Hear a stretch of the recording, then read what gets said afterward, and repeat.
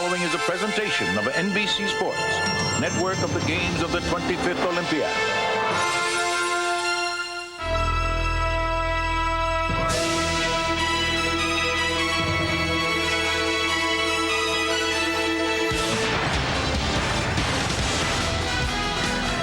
For the second year in a row, Rich Stadium just outside Buffalo will play host to the AFC Championship. The fans here in Buffalo remember the two AFL titles in the mid-'60s, but they also know that since they started playing Super Bowls, Buffalo has never won the whole thing.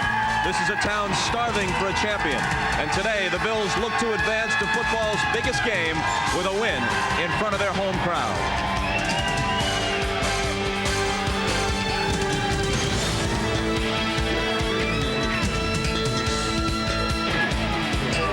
It's the AFC Championship game as the last two conference champions, the Buffalo Bills and the Denver Broncos, meet with a berth in Super Bowl 26 at stake.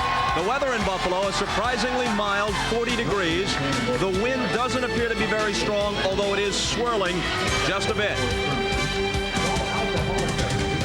Before game time, James Lofton arriving, coming back off the foot injury, caught a touchdown pass last week. Great Bills veteran.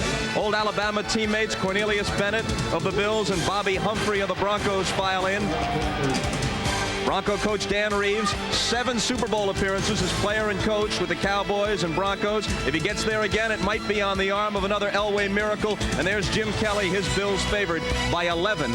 Hi, everybody. Bob Costas, along with Bill Parcells, will be joined in just a moment by Will McDonough and O.J. Simpson. Well, since we're in Buffalo, Albany is fairly close by. You could scoot on over and compare notes with Mario Cuomo, another individual much coveted, but staying in his present position. You and he have each played Hamlet for a while and then decided that no move is the best move. Well, you have a little warped sense of humor, Bob, but I'm glad it's over with. You know, Tampa Bay has a fine coach, Sam Wyche, and I wish them well, and I know in my heart that it would have never really worked out with me, so I wish them well, and I think he'll do a good job for him down there. So your mind now is clear to analyze today's game. And I'm looking forward to that. This ought to be an exciting game. Okay, now remember, a couple of games ago here, Denver did beat Buffalo. Last year, they lose 29-28 in a game they should have won. They had a big lead. A lot of people don't give them any chance today. Do you?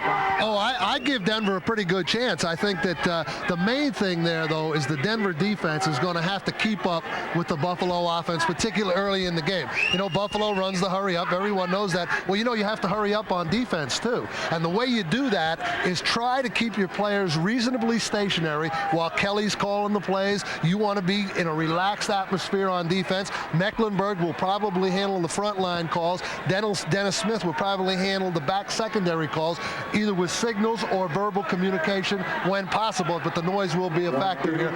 But Denver just has to stay steady early, play a simple basic package, and try to hang on early in the game so Buffalo doesn't sprint to the front.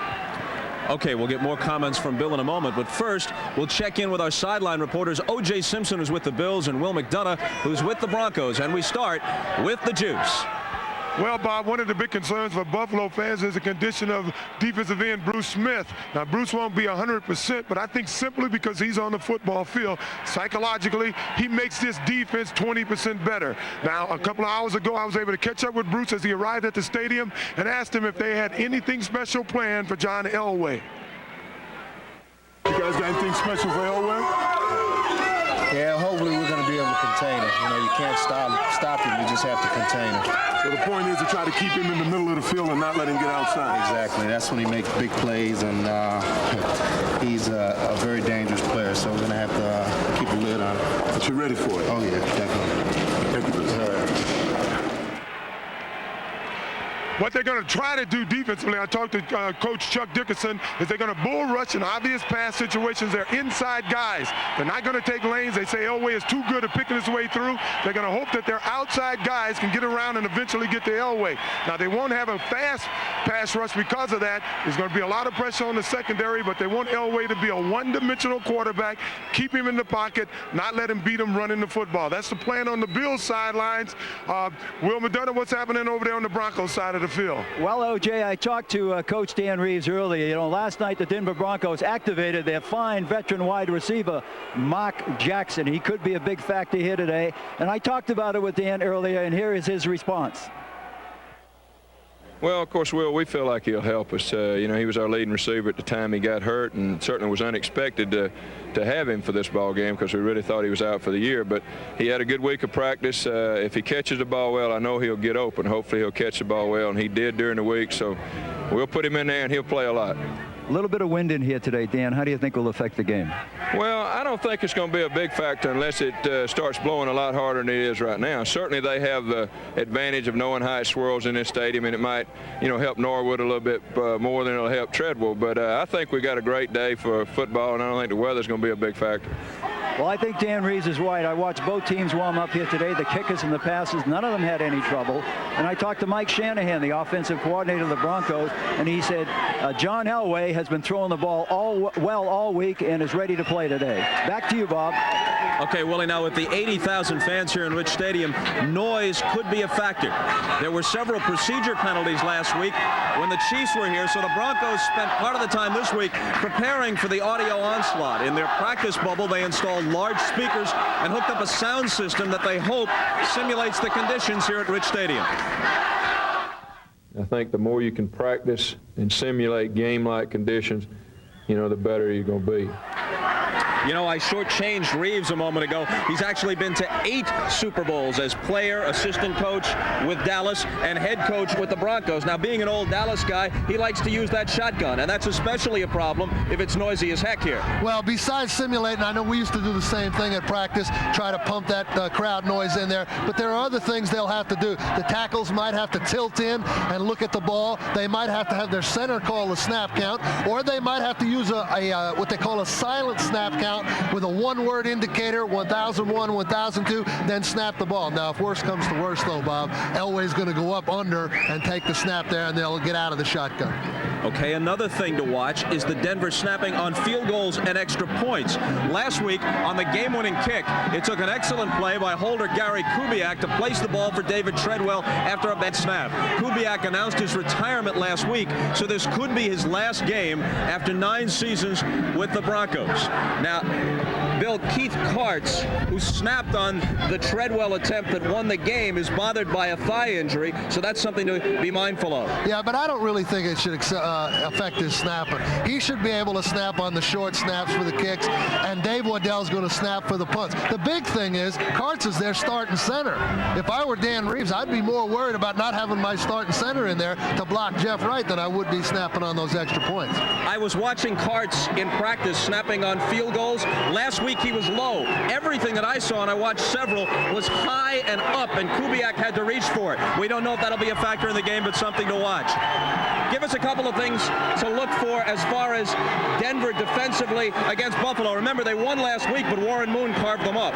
Well, I think the big thing here is you really can't do too much blitzing against Buffalo.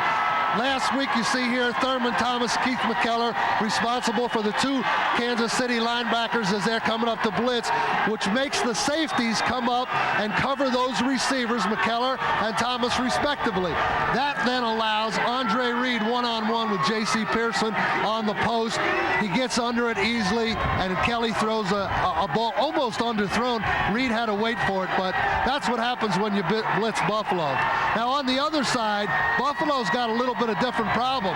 Houston in the key 4th down play, 4th and 10 last week, 5 underneath zones, 2 deep, had the Bronco offense covered temporarily, just like you see here, which forced Elway to scramble up. Okay, he did. Now it's a helter-skelter. The key mistake is made by the Houston corner, Richard Johnson, who leaves his coverage before Elway crosses the line, comes up to try to contain Elway. Elway then lobs it to Vance Johnson, the key play in the game, sets up the field goal. So the key for these defensive backs is don't come up till you're sure he's past the line of scrimmage, right? Well, that's right. But in Johnson's defense, there was a key 4th and 6. Elway had scrambled for the first down. He's probably thinking about that, trying not to let it happen again. Can you sense the atmosphere here at Rich Stadium, folks? 80,000 crazy people ready for kickoff. When we come back, we'll take a look at how Jim Kelly, that's Leonard Smith, the defensive back veteran of Buffalo. We'll see how Jim Kelly spends the morning of a big game as O.J. joins him and his family. To drive by Interstate Batteries, now serving you with over 200,000 dealers across the U.S. and Canada. And by Alamo. There are over 4 million miles of roads in Alamo territory. And with Alamo, all those miles... Today's starting quarterbacks, the Broncos' John Elway and the Bills' Jim Kelly. They were 2 of the 6 quarterbacks taken in the first round of the 1983 draft. Elway was traded from the Colts to the Broncos. Kelly played in the USFL before putting a Bills uniform on in 1986. Now, Kelly just completed the best season of his career, finishing as the #1 rated quarterback in the AFC. 4 of his 5 brothers played football in college, and 1 of them played in the NFL. So game day here in Buffalo is a family affair at the Kelly household. O.J. spent last Sunday with the Kelly clan. The day starts early for the Kelly family as 40 or 50 of Jim's friends gather at his home for the trip to Rich Stadium. Okay, we pretty full in here. Can we use some in there?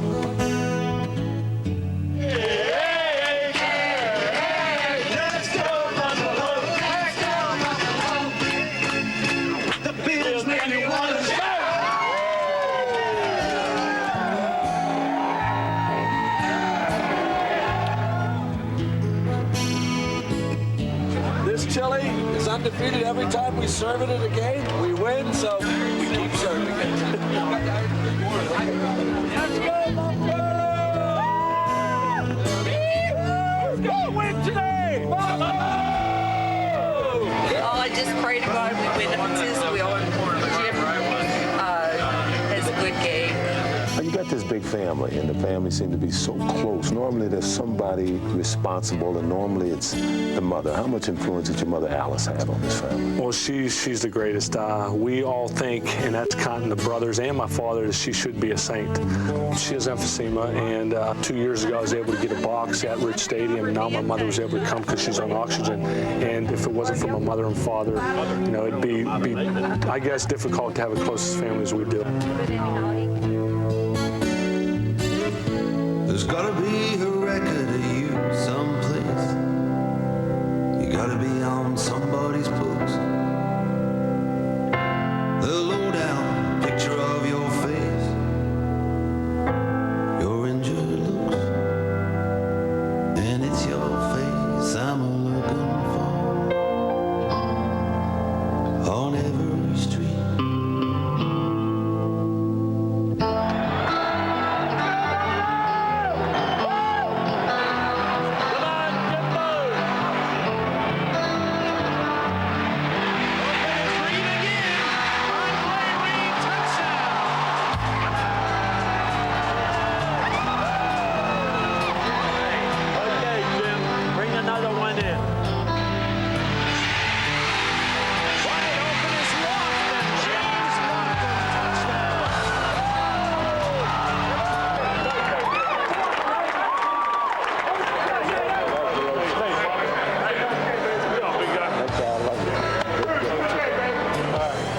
Kelly may be the only NFL player that rides home with his mother and father after every game. Then he throws a party that's open to his family, friends, and all his teammates. My brothers seemed to follow me wherever I went just to make sure that their brother was taken care of, and it made it all worth it. Coming to Rich Stadium, having the people and the support that we have there, you look back at not only the family but my friends that share in it too. It makes it that much more enjoyable when I come out after a game at Rich Stadium and see the family right there. Well, here I am in the Kelly family suite here at Rich Stadium with St. Alice and his father, Joe. Now, I know Jim's been in a lot of big games. Do you ever notice any difference in the morning? Is there any pressure? Does he show any more pressure? Think every game that he's been in is a tough game, and he takes it at stride. What about you? Me, I got butterflies always. Me too. Well, one thing for sure, no matter what happens down on the football field, by the love that you see in this suite and in his home, and the time that I spent with Jim this week, he's a winner no matter what happens. Bobby? All right, Juice, quick thought on Jim Kelly? Well, I'll tell you, some quarterbacks play the position and others know how to play the game. Jim Kelly's matured to the point where he really knows how to play the game. We're going to step aside for just a moment. And up next, Will McDonough will rejoin us with news on the coaching front, of course. There's Bills outside linebacker Cornelius Bennett, who had a big hand in last week's win over the Chiefs. Bills a step from the Super Bowl, as are the Bronx. Buffalo, Rich Stadium can be one of the blusteriest places in the National Football League. As you see, it's relatively calm as we're about 15 minutes from game time now. And Will McDonough has come up from the field to rejoin us here at our perch. Most of the coaching vacancies around the NFL have been filled. Pittsburgh and Indianapolis still looking. Let's start with Green Bay. They get Mike Holmgren from San Francisco, but they said there were some issues to be resolved. Have they resolved them? Yeah, they have resolved the issues, Bob. As I understand it, the Green Bay Packers are going to give back a second-round draft choice in this coming draft in 1992 to the San Francisco 49ers in return for letting Mike Holmgren go over there and coach. One of the picks they got in the Tim Harris transaction. That's right. It's one of the two picks. There was a 2 in 92, a 2 in 93. And another good thing about the situation, I think, in Green Bay is Holmgren might take two of the assistant coaches from San Francisco, Ray Rhodes and Sherman Lewis, over to Green Bay with him to be coordinators. Now, if this happens, Bob, I believe it will be the first time one team in the National Football League has ever had two black coordinators. And, of course, traditionally, the coordinator spot is looked upon as one of the primary stepping stones to a head coaching position. Yeah, and there could be another one in Minnesota. You know, Dennis Green became the second black head coach in the modern era this week, and I think he's thinking about one of these two fellas, and he's also thinking about Tony Dungy, so you could even see three black coordinators before the week is over. Okay, Indianapolis has an incumbent in Rick Venturi. He's still a candidate, but where will they go? Well, I think really now they have three candidates, Bob. You mentioned Rick Venturi. There's also George Perlis of Michigan State, but I think the leader's right here in the ballpark today. Ted Marchibroda, the offensive coordinator of the Buffalo Bills. I believe he will be interviewed this week by the Colts, and I would make him the #1 candidate. How about Pittsburgh? Well, Pittsburgh still got the search going on, Bob. As we talked, they got Joe Green in for a second interview, and they got Kevin Gilbride from Houston coming in today. But the two leaders there are Dave Wannstedt of Dallas and Bill Cowher of Kansas City. I think they'll pick a coach this week, and I think Wannstedt's the guy to beat. Now, Atlanta already has a coach. Do they ever? And they're out of the playoffs, so why are they in the news? Well, they're in the news. I understand the National Football League has fined Atlanta twice, $10,000 each time for having the rap star Hammer on the sidelines in the playoffs. The first time was in New Orleans. The second time was in Dallas. And I think, Bob, what's happening is somebody in the National Football League thinks Hammer is a public enemy and doesn't want him hanging around with that motley crew. You know, Will, I love it when you mix rap and hip-hop and heavy metal. I didn't realize that you kept up with the trends this way. Watch the halftime show, Bob. I'm big. Well, I guess they could have gotten him a ticket in the stands, but they figured he was too legit to sit. I guess we've carried this about as far as any rational human being would like us to. So, we're nearing game time in Buffalo. When we come back, we'll have the player intros. Kickoff only a few moments away for a trip to the Super Bowl. The Buffalo Bills coming up the tunnel. In a moment, you'll hear a thunderous roar as they come into the view of the 80,000 here at Rich Stadium.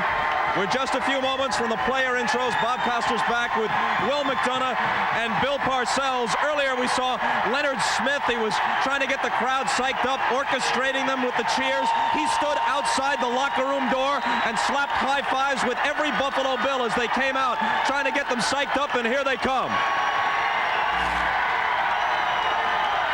Bill, what does it feel like, the moments before a big game? Well, I don't care how long you've been in football, Bob. Young, just starting out, old. This kind of atmosphere really gets to you. It just makes you get real excited. And if you can't play football today, then you better get in another line of work. We'll become spectators along with the rest of you and listen to the public address man as he introduces the Buffalo Bills.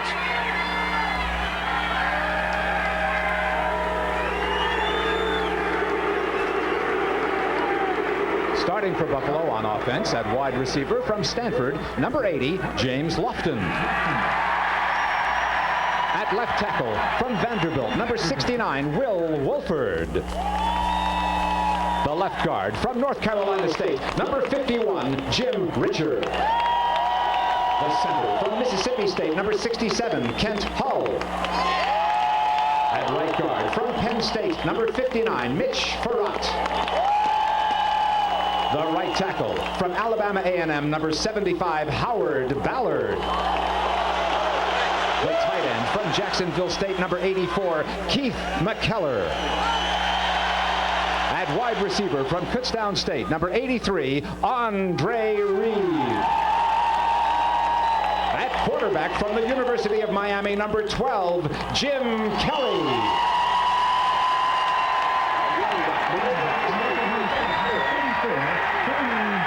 O.J. Simpson, Will McDonough, Bill Parcells, and I will see you at halftime. But up next, Dick Enberg and Bill Walsh have the call of the Bills and the Broncos. The AFC Championship from Rich Stadium after these messages.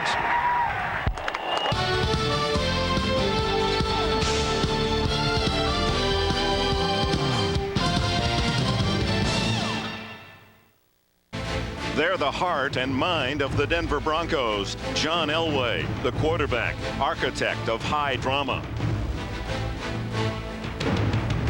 Dan Reeves, offspring of the winning tradition in Dallas, where he played and coached, and now the stern taskmaster in Denver. In their 9 years together, Reeves and Elway have authored 3 AFC championships, and they've commiserated in the failures of 3 Super Bowl losses. Who can imagine what passions drive these two who have savored victory and swallowed defeat? Do they fear defeat may be their legacy?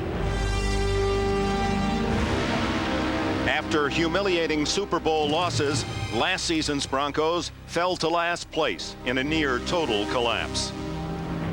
How improbable, then, is their rebound this season, and how impressive the courage and resolve they showed last week in Denver when Elway rallied the Broncos to a last-second win. What nightmares visit Buffalo Scott Norwood, whose one missed kick is the lingering image of Super Bowl 25. He's lived for 12 months with the pain of that memory. But with the support of his teammates, he's aiming today at another AFC championship. What disappointment haunts Thurman Thomas, who had earned the title of Super Bowl MVP, but saw that award and the championship sail wide right. Thomas has proved his all-pro worth in virtually every game since, leading the Bills to the threshold of a Super Bowl return.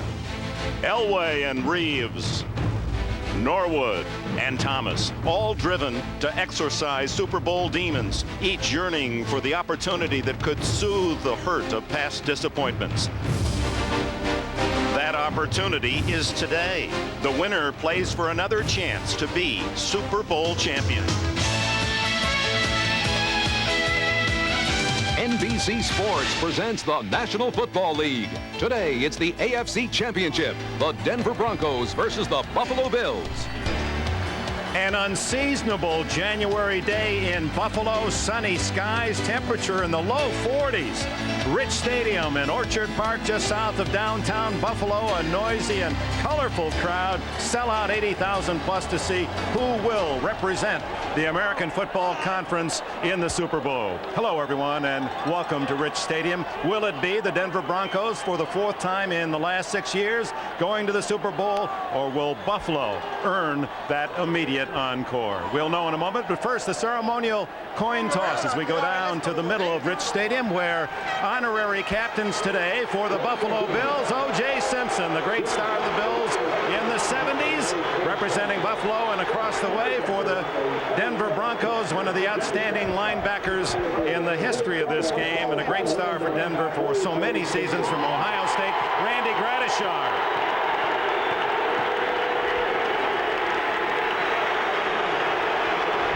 This same enactment later in Washington, D.C., where Mel Farr will represent the Lions, and Bullet Bill Dudley, who played for both the Redskins and Lions, will be the honorary captain for Washington. And now, will it be Buffalo or Denver with the ball first? As a visiting team, you will make the call. You're going to make the call. Please call it in the air. Tail, head, tail. Dale Hamer, the referee. Heads is a call. It is a tail. Buffalo, take the ball. Take the turnaround, please. In his 14th year in the league, Dale Hamer signals it'll be Buffalo with that no-huddle offense that will have the ball first. And we welcome a man who, in his first chance, won a Super Bowl with 40 with the Niners, and he can understand what a second and third and fourth chance Must mean we're happy with all the rumors floating around that we have you for the analysis today of this game, Bill. And when you look at it, what intrigues you most? Well, first, Denver comes in, Dick, with a fine defense. They've improved dramatically over a year ago. And they also have a person like Sewell to come up with that third down catch. Elway at his best. A perfect day. But on the other hand, Dick, the Bills offense, that no-huddle offense intrigues me, excites the nation. I think the key, Dick, will be whether the Denver Broncos can move the ball in the first half, possibly get a series of first downs before they have to give it up. If they don't, they'll suffer what Kansas City did a week ago. Well, they're overwhelming underdogs. The largest spread, as Bob Costas has indicated, in the history of this AFC Championship game, over 11 points. So it's the kind of game where you'd expect for Denver to have a chance that ball's going to have to be on the ground. We're all guilty of the question in a big game, who might be an improbable hero today? Give us an idea of a couple you're looking at. Well, James Lofton for the Bills has had a great playoff record and career. He's going to be there, and he's going to be there probably to make the big play sooner or later. And I mentioned Steve Sewell. Now, he'll just be a third down receiver, but believe me, he can make a difference as Elway tries to move his ball in the fourth quarter, hopefully to pull another one out. And it will be the Buffalo Bills to our left, as Dan Reeves in his 11th season in Denver. And what a comeback effort that he has orchestrated this year. Marv Levy at age 63 with an opportunity, he feels, to win that elusive Super Bowl. And the home crowd will be a factor as it seems to accelerate in importance as you move through the playoff period. Only 4 teams of 20 have won on the road in the championship. Al Edwards of North Carolina State. And he's drilled at the 29-yard line by Randy Robbins of Denver. Jim Kelly, who finished second to his teammate Thurman Thomas for the most valuable player in the NFL. Will Wolford, Jim Richer, Kent Hull. Watch Mitch Farrat. He is the reserve, playing for an injured Parker, and Ballard, a giant at right tackle. Kelly has Thurman Thomas, and then Don Beebe, James Lofton, Andre Reed, 3 wide receivers in that hurry-up offense. Keith McKellar goes out when they try 4 wide, and Edwards, who just returned the kickoff, replaces him. First play of the game is to James Lofton, off his fingertips, incomplete. They came out with 4 wide receivers that time and started throwing. Remember, they told us they were going to run. Simon Fletcher, Ron Holmes, Pro Bowler Carl Mecklenburg, and rookie Kenny Walker on the front 4 as they go to a 4-2-5 alignment against that quick offense. And there's the rest of the defense. Of course, the pressure on those defensive backs. And Kelly hit from the blind side as charging through was Simon Fletcher. Fletcher, who led the Broncos in sacks again this year, as he has for 4 consecutive years. He had 13.5. Well, Fletcher, coming from the right side, typically he's on the left side, was totally unblocked. They did not account for him on the outside. Apparently Wolford thought he had somebody inside he had to block down on. Completely unblocked. So 3rd and long, and a draw to Thurman Thomas, who struggles to gain his balance and falls at the 23. And the Denver Broncos, who had the top defense in the AFC this year, show it in the first series of downs. Well, in that skirmish, it was all the Broncos. They kept the pressure on from the standpoint of coverage down the field and the sack itself, and then they took apart the draw play that typically Thomas will get 6 to 8 yards on 3rd down with. So that first skirmish has to be all Denver. Chris Moore, who grew up in Thompson, Georgia, the hometown of Ray Guy, one of the finalists for the Hall of Fame this year. Moore to punt it, averaged 38.6 on the season. At the other end is Vance Johnson at the 32. Has an opening and returns to the 45-yard line. So John Elway and the Bronco offense take over in good field position after a 45-yard punt, 13 on the return. And here's mastermind of last week's great comeback, and Davidson, Farrell, 2 Weidells, and Lanier will block for him. In the backfield, Steve Sewell, all-purpose. Gaston Green, a 1,000-yard rusher in his first season in Denver. Michael Young, the leading Bronco receiver. Rookie Derek Russell, tight end Clarence Kay, and Vance Johnson joins the cast when they go to 3 wideouts. crowd going to make it tough on Elway. Give to Green. And Green, former UCLA star, a pickup of 3. Shane Conlon made the tackle. He led the Buffalo in tackles on the season. Leon Seals, Jeff Wright back from injury, Bruce Smith on one bad knee. With Bennett brilliant last week, Cornelius Bennett, Shane Conlon, Carlton Bailey, and Darryl Talley are the linebackers for the Bills. Kirby Jackson had a couple of interceptions last week against Kansas City. Odom, Smith, and Kelso joined by Hicks and Williams in the nickel defense. Well, Gaston Green on this surface can be devastating, and he can be a major factor. It's very fast, and he's very elusive. Elway's first throw. Great protection, and he completes his pass to Shannon Sharp, a tight end at the 40 of Buffalo that quiets this crowd for a moment. First down, Broncos. No pass rush whatsoever. Now, I'm sure Buffalo is looking right now for the run, but Smith is taken apart, and inside, Bennett came inside, and he was collapsed inside. So thus far, very briefly, Denver is in this ball game. It's really good to see. If they can move the ball in the first quarter, in the first half, we're going to have a great game on our hands. Fumble as Elway falls on it, but it appeared that a Bill had jumped into the offensive line. May have been drawn offside. Now, Denver, Dick, is trying to work a snap count, a snap count without really saying much other than the word set, and then the ball being snapped. They feel that the sound factor can really disrupt a cadence, so it's a silent snap count related to timing by the offensive line. Penalty against Denver for illegal procedure. False start on the center. Double jerk on the snap. 5-yard penalty. Still first down. Dave Weidel had hoped that he could turn the ball just slightly before snapping it, and his offensive lineman would see it. Then when he'd move the ball into position to snap it, they know the snap count would be silent, but coming very quickly. So that has, in a sense, stopped an effect that Denver needed to try to keep continuity in their offense. On first and 15, Elway eludes the blitz of Smith and throws incomplete. Wide open in the center of the field was Vance Johnson, but Elway curring and throwing against his body. Well, the boot pass, we've seen it every week. Denver's famous with Elway coming out after faking left, coming out right. But virtually everybody in the league now has shut that play down. It's been very popular for 3 or 4 years. But you can see a good statistic. On the road, Elway's taken most of his sacks, and is primarily because of crowd noise and his offensive line being unable to get on track as they'd like to protect Elway. So that's a problem, and this noise is engulfing everybody.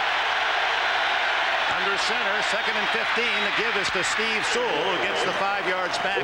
They lost on the penalty, and it'll be 3rd and 10. Carlton Bailey and Leonard Smith make the tackle. Steve Sewell will be in the lineup on any passing down. I mean, he's having his best year. A guy out of Reardon High School in San Francisco, played at Oklahoma. Excellent third down football player, fine receiver, and excellent with the trap or the draw. Elway tries it from the shotgun. Now this is the test, and the crowd is on their feet.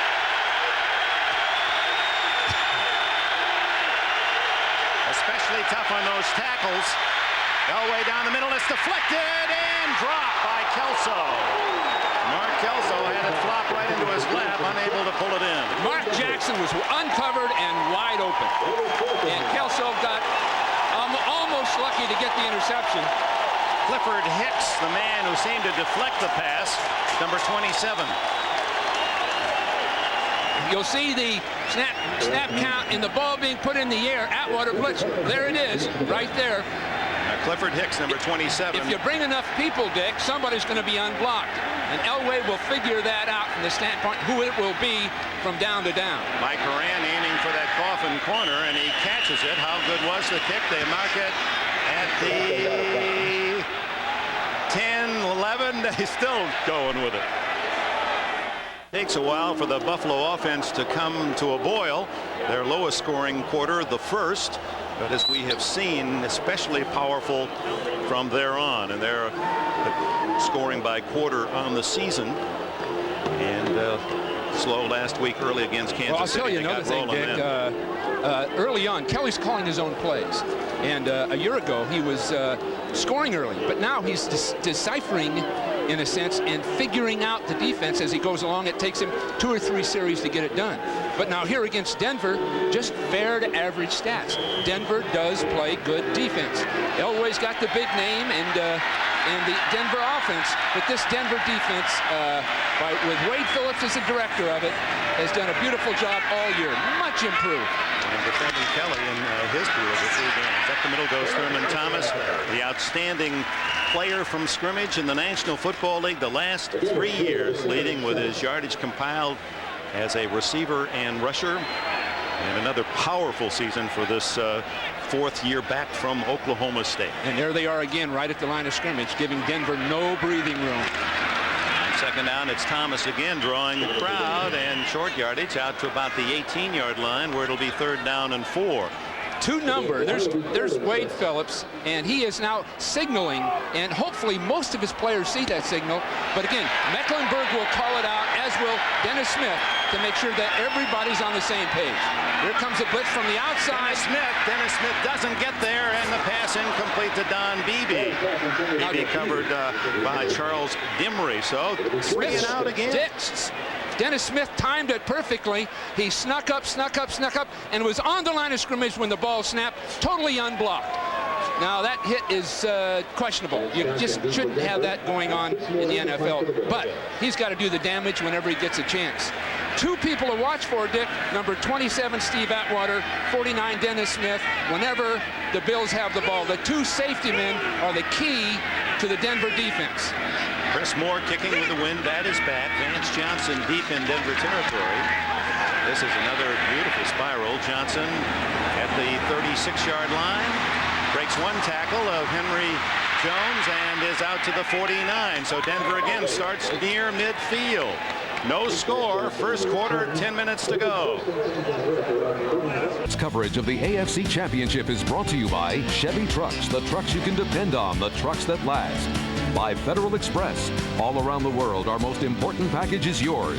And by Coors Extra Gold. Slow brewed for real beer flavor. Coors Extra Gold. No doubt about it, beer is back.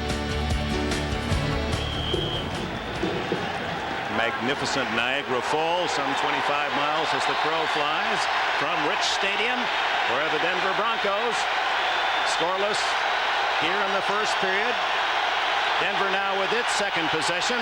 Buffalo unable to make a first down in its first 2. A little delay, and drilled in the backfield was Gaston Green by Cornelius Bennett.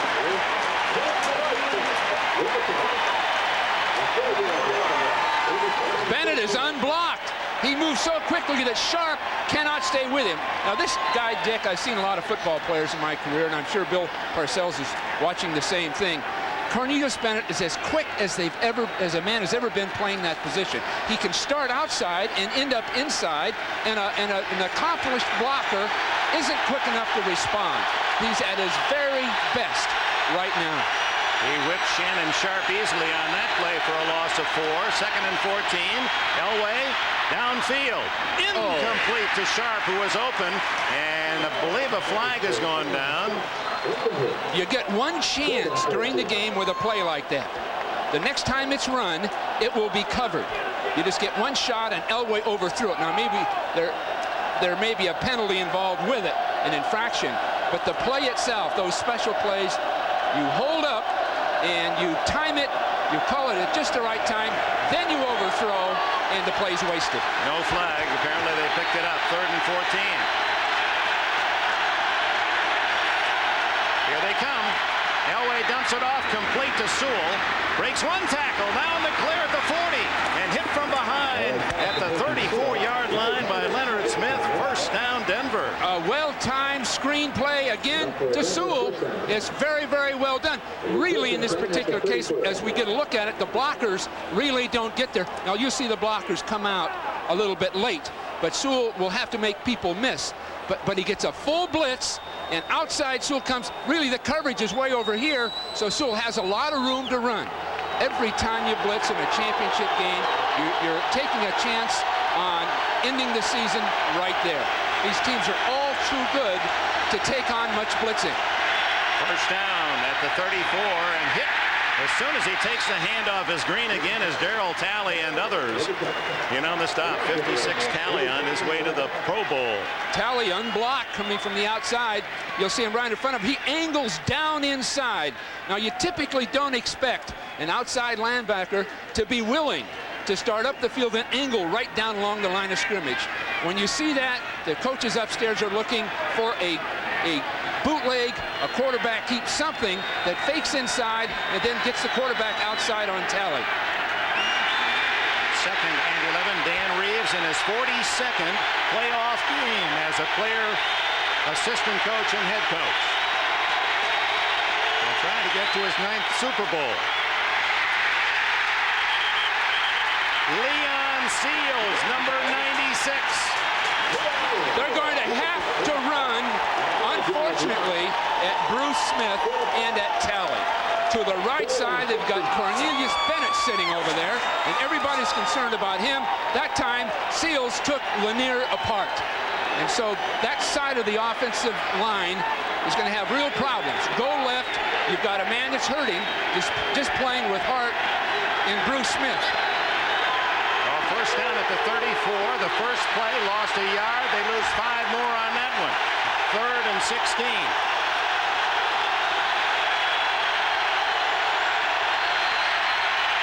A drift pass to the outside. Elway, lots of time. He's got to get rid of it. And finally brought down by Jeff Wright.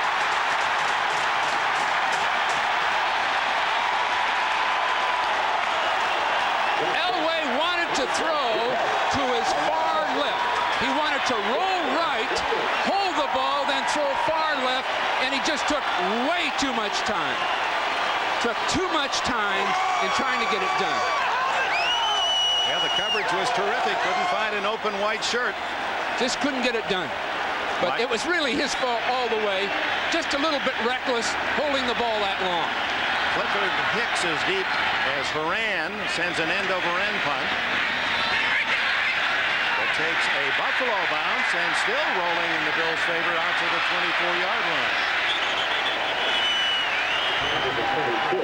6:29 remaining in the first scoreless period. His formula, last to first. Touchdown scored last year when they went 5 for 11, 32, and they scored 32 touchdowns this year. But all the Broncos will tell you it's the defense that has gotten them into the playoffs. And look at that number, 43 scores allowed last year, but 22 this season. There's such a marked difference from 5-11 to a championship game, and it's every one of the offensive players from Denver to a man will say it's our defense that made the difference. Buffalo without a first down, has the ball for the 3rd time. That's Tim Lucas as Thomas breaks that tackle and charges forward to the 28-yard line. Atwater and Smith, the 2 safety men, finally get Thompson down. Lucas blitzed and again was unblocked. Nobody came near him. He's right in front of us. You see a clean shot. Now look at that man's balance. That's amazing. He can take a shot on the leg, keep his feet, good wide base, and keep moving. Could have lost 2 game 4, flipped into the air. Wasn't intercepted by Cragen. A miraculous try, and it is Denver's ball. Greg Cragen caught that one like an outfielder. Denver is really getting pushed. Ball coming right at us, and there's Cragen. Now, Cragen was stunning outside. Wasn't really a factor, but he was so quick in responding to what he saw. Bats the ball, turns around, and then the ball in the air. These are always a problem when that ball goes straight up in the air, that one of the linemen will find it. Ron Holmes, number 90, deflected the ball, and Cragen, a 265-pound nose guard, able to make that basket catch. So the ball at the 29-yard line, the Broncos' first turnover. by a man. You expect this kind of agility and effort out of a defensive back, not a nose guard. Look at this. Almost blindly. How'd he even see it?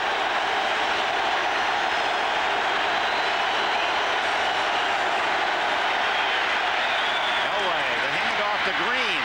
And he's caught from behind by Cornelius Bennett. Now, if you want more evidence of the speed of this 238-pound linebacker, Bennett from the other side of the field catching Gaston Green.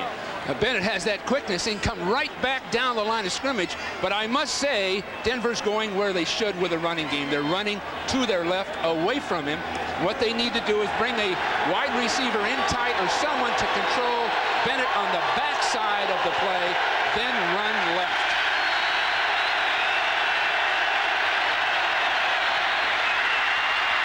Elway crushed at the 30. Cornelius Bennett again. Well, people are blitzing, Dick, and I can't believe it. And both clubs are having problems with it. They must not expect this defensive tactic. Now, you see Bennett come to the inside. That was Seals who really made everything get started. But on that right side, I'm telling you, Lanier and Wydell are having their problems. But the blitzes are having an impact in this ball game.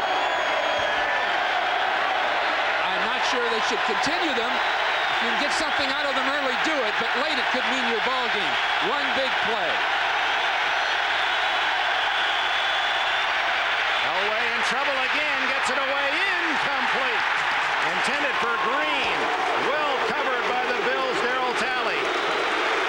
Bruce Smith was the man putting pressure on Elway. Boy, these are attacking defenses. And both clubs are taking the chance they can get there before one of these great receivers can break open deep down the field. And what I think may be happening is that special plays designed just for this game, for the other team, and vice versa, have been attempted, and they've been running right into blitzes and blowing up right in the face of the quarterback.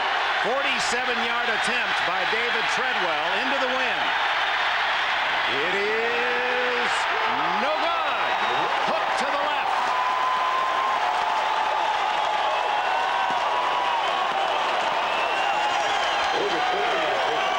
There is a flag on the play.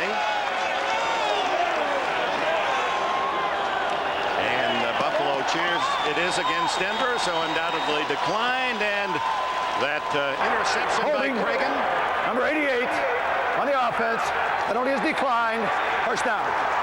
Does not produce any points. Buffalo denies with 4:41 left in the opener. Last play schedule, many felt Denver had some soft spots in 1991 to account for their big comeback. But Buffalo, look, their opponents had a worse percentage of wins than Denver's. Thurman Thomas on first down, and the flags go down as Thomas tackled a yard shy of the line of scrimmage. Carl Mecklenburg, the veteran Pro Bowler, number 77, in on the stop. Both these clubs are exploding defensively. The surface is just right for them. Good traction. We have two They can fouls on the play, concentrate. both against the offense. Holding number 59 is declined.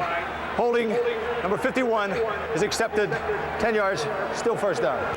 So Mitch Farrat and Jim Richard, the two guards, both guilty, and they take the veteran Richards penalty, and it's 10 yards against Buffalo. Carl Mecklenburg playing inside now where he belongs as an inside linebacker is a major force in this Denver defense, because when he attacks, he's big enough that he can take the guard apart, and he's quick enough to get there before the ball gets to his outside.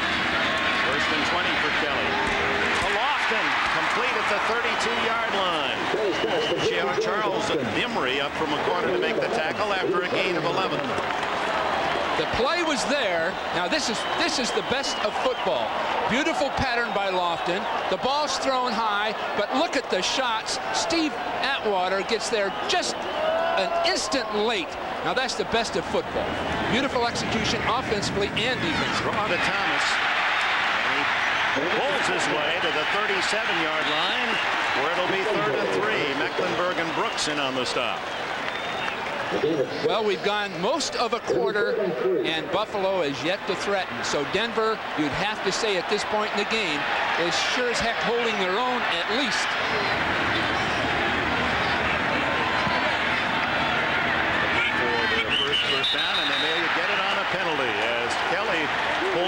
center. We'll see whether Howard Ballard helped to draw the defense offside. Prior to the snap, number 75, 5-yard penalty, still third down. And when Ballard moves, the house does draw attention. He's 6'6" and 340. Well, Ballard's got a problem because he's got Fletcher sitting over there on his side. Oh, it looks as though they're going to run a running play in the opposite direction. But they're moving Simon Fletcher around, and he is a devastating pass rusher. He's got he's got 13.5 sacks in regular season play. One today. 3rd and 7. Kelly has the first down at the 41-yard line to the tight end, Keith McKellar. Well, a week ago, McKellar was catching the ball and getting a chance to run. Now Kelly has to be perfect. He gets him the ball, and look, the instant he gets it, bang, from either side. He's got Atwater and Mecklenburg catching him just perfectly.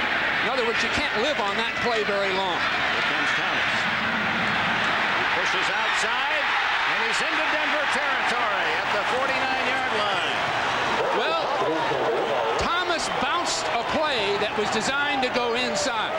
And he moves to the outside to make it work. And this is what concerned Denver. Because, as you'll see, you'll get a pulling guard, a pulling tackle. The play's designed to go in here, but watch it get to the outside. Everybody's responding to the blockers and failing to account for the great instincts that Thomas can show us. It's 2nd and 1, and Thomas fighting for the yard and a first down. Mecklenburg and Warren Powers in on the stop. Again, Thomas ready to bounce it. He sees all that trouble inside. Everybody's stacked up. He'll start jumping outside, and with that speed, he can be devastating. So the safety men or the perimeter defenders really have to be alert and not underestimate his ability to get out there and then outrun them to the sideline. Close enough for a measurement at the 49.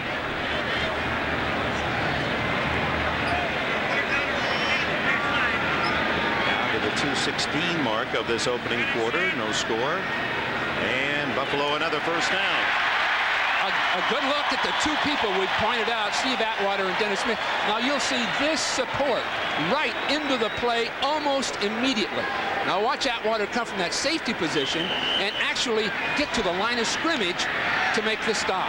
So these two big, powerful safeties of Denver are going to be all over the field today, and they're the guys that are going to take on Thomas. Kenneth Davis gives Thomas a blow, and it's Davis with a carry. Protecting the ball as he drives for a couple up the middle. Mike Kroll, the brilliant rookie, back in for Denver. But it was Michael Brooks and Mecklenburg in on the stop. There's Kroll from Nebraska. He was the 4th player picked in the draft, and a solid one for the Broncos. He had 10 sacks, led all NFL rookies, and 4 forced fumbles to lead Denver. Very fast, 4.4 speed. A dump off to Davis. Guess who makes another tackle? Mecklenburg, his 5th of the game. Now that was what we call a fast screen, in which Kelly will know that there'll be an unblocked man if he blitzes from the outside. And in this particular case, Kelly just demonstrated why he's a champion. He took the shot and threw the ball. James Lofton is being attended on the near sideline, so Al Edwards, 85, in at his spot. From the Denver 44. Batted in the air and almost caught by Farrat. Since it had been batted by a Denver player, he could have caught that ball and run with it, but his instinct was to drop it like a hot potato. And it is 4th down for Buffalo. Farrat, who has very long hair, he tucks his hair into his shoulder pads. Sampson. Now you have to give a lot of credit to Wade Phillips' defense. These guys are penetrating, but they're keeping their eye on the quarterback. And Cragen, in this case, again times it and gets that hand up just at the right moment. So a combination of athletic ability, but the coaching itself and bringing that out of the players. Chris Moore's 3rd punt, dying in the air and bounding to Carlton Bailey, who touches it at the 24. Denver begins from that spot. Boy, what a weekend on NBC Sports next Saturday and Sunday. And on Sunday, we have 3 treats for you. First, an NBA doubleheader. That's about as close as those 2 guys will get. Michael and Isaiah. And then it'll be Portland and Phoenix with Clyde the Glide against the brilliant Kevin Johnson of the Suns. And then the Bob Hope final round of that Desert Classic. Lofton apparently taking a blow in the nose. No score. Final minute, first quarter. Elway from his 24. A little draw. And that's Green showing his speed, and he was 1 player from a touchdown. It was Mark Kelso. If he gets by Kelso, he has the speed to go the distance. Nobody was going to catch him. He was on his way. And Kelso, this is the free safety's job to make the clean tackle when he's one-on-one. You'll see Kelso come from the screen, moving his feet, keeping his head up, and grabbing something. He had to get a hold of something.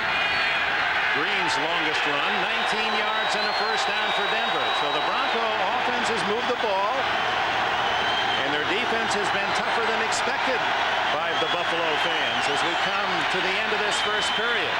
Elway guns complete, and it's Vance Johnson out of bounds at the Buffalo 48-yard line with 4 seconds left in the quarter. That's all timing. Elway takes 5 steps, throws off his right foot. You'll see the crossover by Johnson, the ball there, and then Johnson using his skills to stay in bound before stepping out of bounds. But that's all timing, and that's the kind of thing you see these guys do year after year, training camp after training camp. If it's there, they take it. Ball goes out of bounds. They wind the clock, and that is the end of the quarter as the Denver Broncos heighten hopes in Rocky Mountain country with their performance in the first. In the 1980 AFC Championship game, the Oakland Raiders beat the San Diego Chargers, overcoming enormous odds to become the first wild card team ever to reach the Super Bowl. 2 weeks later in Super Bowl 15, the Raiders made history again. By becoming the first and still the only wild card team ever to win the Super Bowl, the Oakland Raiders were the best they can be. NBC Sports coverage of the AFC Championship is brought to you by Dr. Pepper and your local Dr. Pepper bottler. Dr. Pepper is just what the doctor ordered. Welcome back to Western New York and Buffalo. It's the Orchard Park here as we pull into Rich Stadium. It's been home sweet home here for the Bills. They're 33-3. 36 games and had a 17-game winning streak here until the Detroit overtime loss in the final game of the regular season. No score as Elway goes to work, first down, and it's Green, little delay, and then he punches off the left side to the 43. Well, both clubs really must respect each other. That time Leonard Smith, the strong safety, tried to blitz from the outside. The play went the other way, but he was going to be there in any case. And so you can see him sneaking up and then blitzing, but of course the play is going to break to the other side. Now you see the fullback lead, and then the tailback follow it right inside. Green following his fullback inside. They spotted at the 44. They bring linebackers again, and Green is hit after a yard pickup. And as they unpile, credit the tackle to Shane Patrick Conlon. You don't know when, Dick, either team will finally relax and begin to execute. Both are so hyper at this point that the defenses are disrupting both offenses. There isn't any real continuity offensively by either club. At some point, you'd assume one club or the other is going to relax, settle down, and begin to execute. Pretty even. Denver 48 total yards, Buffalo 43. Shotgun Elway on third down along 5, and he's got his man over the middle for a first down. It's Michael Young who caught 44 on the regular season to lead the Broncos. Now, Michael Young and Gaston Green, 2 former Los Angeles Rams who have found life in the Mile High City. Look at that, 3 years with the Rams. Gaston Green had only 451 yards. He had 1,000 this year. And down to the bottom, Michael Young, 4 years with the Rams, used sparingly, 35 catches. This year alone, 44. They tease each other. Both sat together on the bench for the Rams. Watched the game for 60 minutes.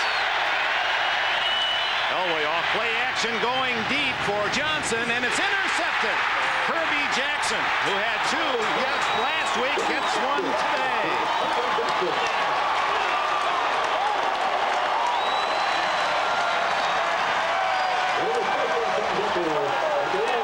It just wasn't there. It just wasn't there. Jackson was right with this. Excellent technique. You see just a little bit of a weave by Johnson, but Jackson's inside his receiver in perfect position.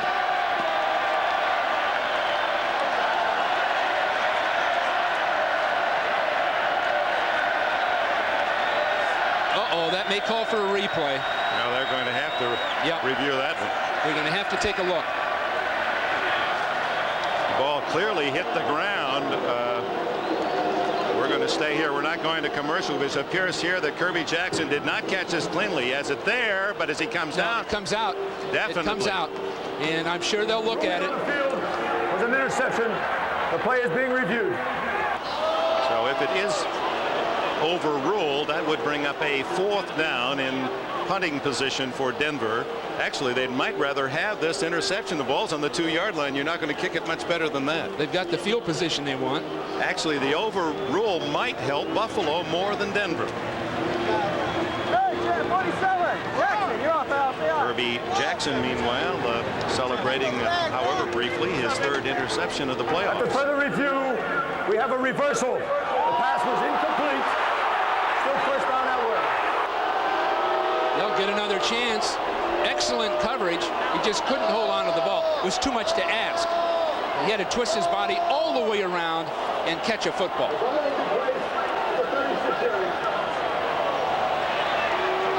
But that previous play was a play pass designed to fool Jackson, and he was not fooled. He was in perfect position. So 4th down and about 8. Well, they have the 4th down marker up. And a first down over here. Well, it can't be both, and it certainly isn't first down. Now 3rd down is the call. Yeah, he naturally gets the down over, of course. No, an incomplete pass, and it moves the yard 6 ahead. So that was a 2nd down play. Excuse me, 2nd down. So now 3rd down for Denver. So it indeed helps the Broncos, the reversal. Officials,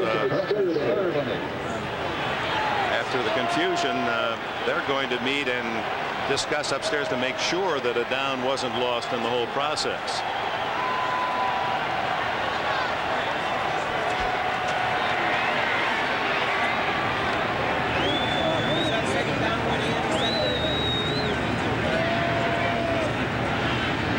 So it was simply an incomplete pass, and he move it on. I don't know why they would have to discuss that.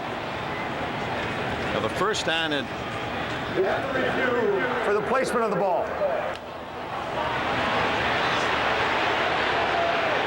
Now checking back. First down was the incomplete pass. They had just made a first down on the Michael Young pass. So now it is a 2nd down. The first down was the incomplete pass. There's the play fake.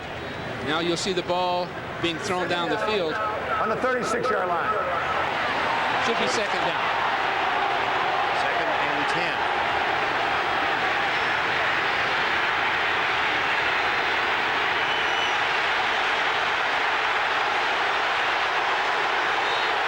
At the 36-yard line. So the Broncos benefit from the reversal on the call. Kirby Jackson, who thought he had the interception at the 2, but the evidence was clear that the ball had hit the ground. And now Elway has it at the 36, and Dale Hamer, the referee, going to be absolutely certain of the down and the spot of the ball, which of course the review official can help him with in looking at our tapes. Well, Elway had gone for it as planned on first down, and he got the wrong defense. But now people have to start thinking 3 points at this point in the game. Someone's going to have to get some points here pretty quick. So expect some rather conservative play calling to get in position for a field goal at this point.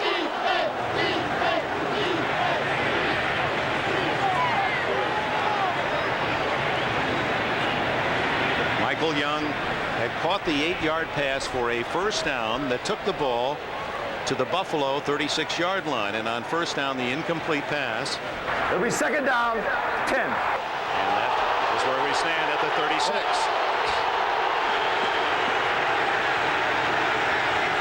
Broncos have an intercepted pass, but missed on a 47-yard field goal. But they've moved the ball into Buffalo territory on most every possession.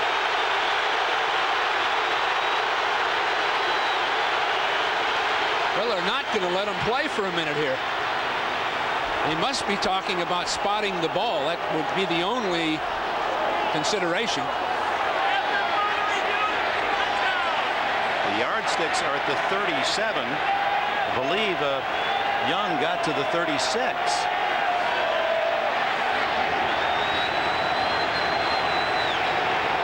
Well, they've lost a yard in the process. It's second and 10, but they lost a yard.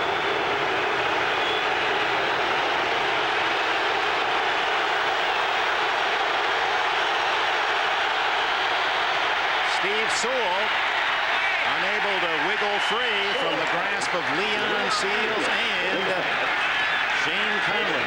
Again, both outside linebackers blitz. They played man-to-man defense. Both clubs are going after each other, and this surprises me in a game like this.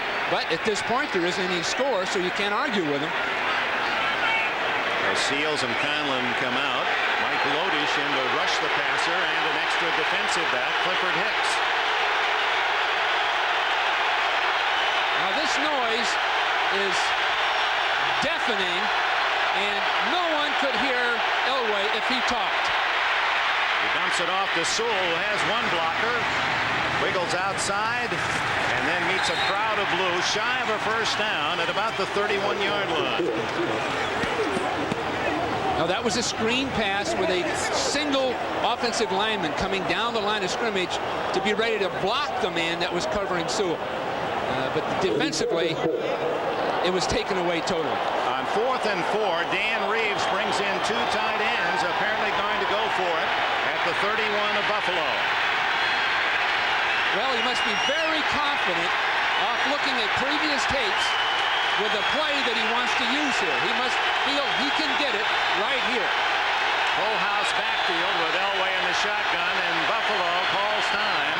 May have had too many men on the field. You saw Mike Lodish come in very late, and Darryl Talley spends a timeout. It comes with 12:03 in a confusing second quarter. Score in Buffalo, no score. 12:03 left in the first half. 4th down and 4. Dan Reeves going for it. Different personnel this time. He took out the tight ends and goes with a single back. Vance Johnson in motion. And offside, charges number 91, Jeff Wright. Was he drawn off? They were preparing to blitz again. They were bringing extra people. Coachman, number 91 of the defense, 5-yard penalty, first down. And Jeff Wright was going to attempt to clear the way for a blitzer to come inside him. You'll see him move right here. And he was going to angle to the inside to allow a blitzer to come slipping right up into that hole, and didn't quite get there. You see Clifford Hicks, 27, slipping in from the secondary to follow Wright, and a first down on the penalty that doesn't please Marv Levy. So that might even have been part of the design for Denver, figuring 4th and 4. Too long for a field goal. Treadwell's longest is 49. That would have been 48. And the punt, well, let's see if we can get a penalty first down. And the Broncos work it to the 27. Elway's going along to his linemen, each one of them telling them the play, the audible, and probably the snap count. And the give straight ahead. Aston Green runs into Jeff Wright, 91. That Wright is some football player. Gee, is he having a great year? He can really do everything. He's a good pass rusher, but he can handle the double team as typified in the NFL, in which two men will attempt to block and then one of them leave to block a linebacker. He takes care of both of them and still holds his ground.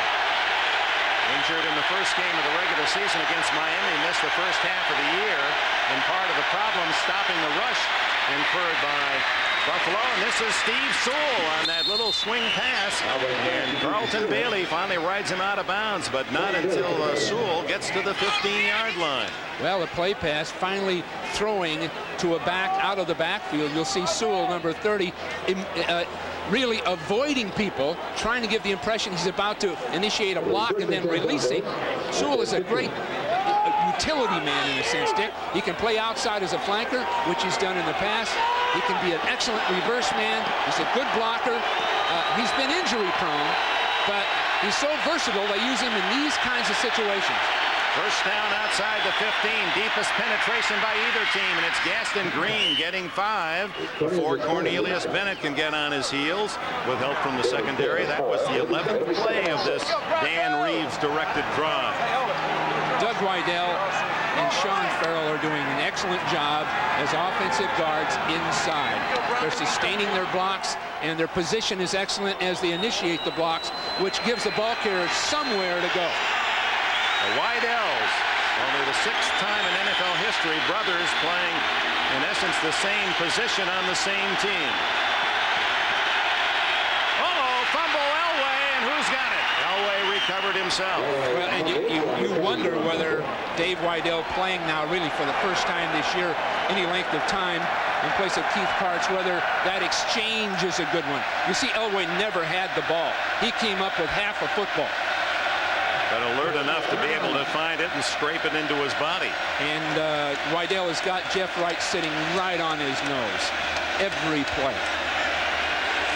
So the loss back to the 16-yard line, 3rd and 10 and a half. Now the linemen are exchanging with each other. That's the only possible communication. Elway sacked as he's tripped up from behind. It appeared to be Bruce Smith. And how long it's been for Smith. He had only 1.5 sacks this year. Injured with that bad knee. Just got a piece of Elway from the backside. Well, you'll see Smith coming upfield and Elway not stepping forward to avoid him. And so Elway spoke to us last night about he knows he has to step forward. You see the people on the outside, and Elway was so involved down the field that he lost track of Smith. And that's amazing that Smith can get that done with that knee problem. That makes it a 42-yard field goal attempt by Treadwell with the wind. It is no good. Hit the upright.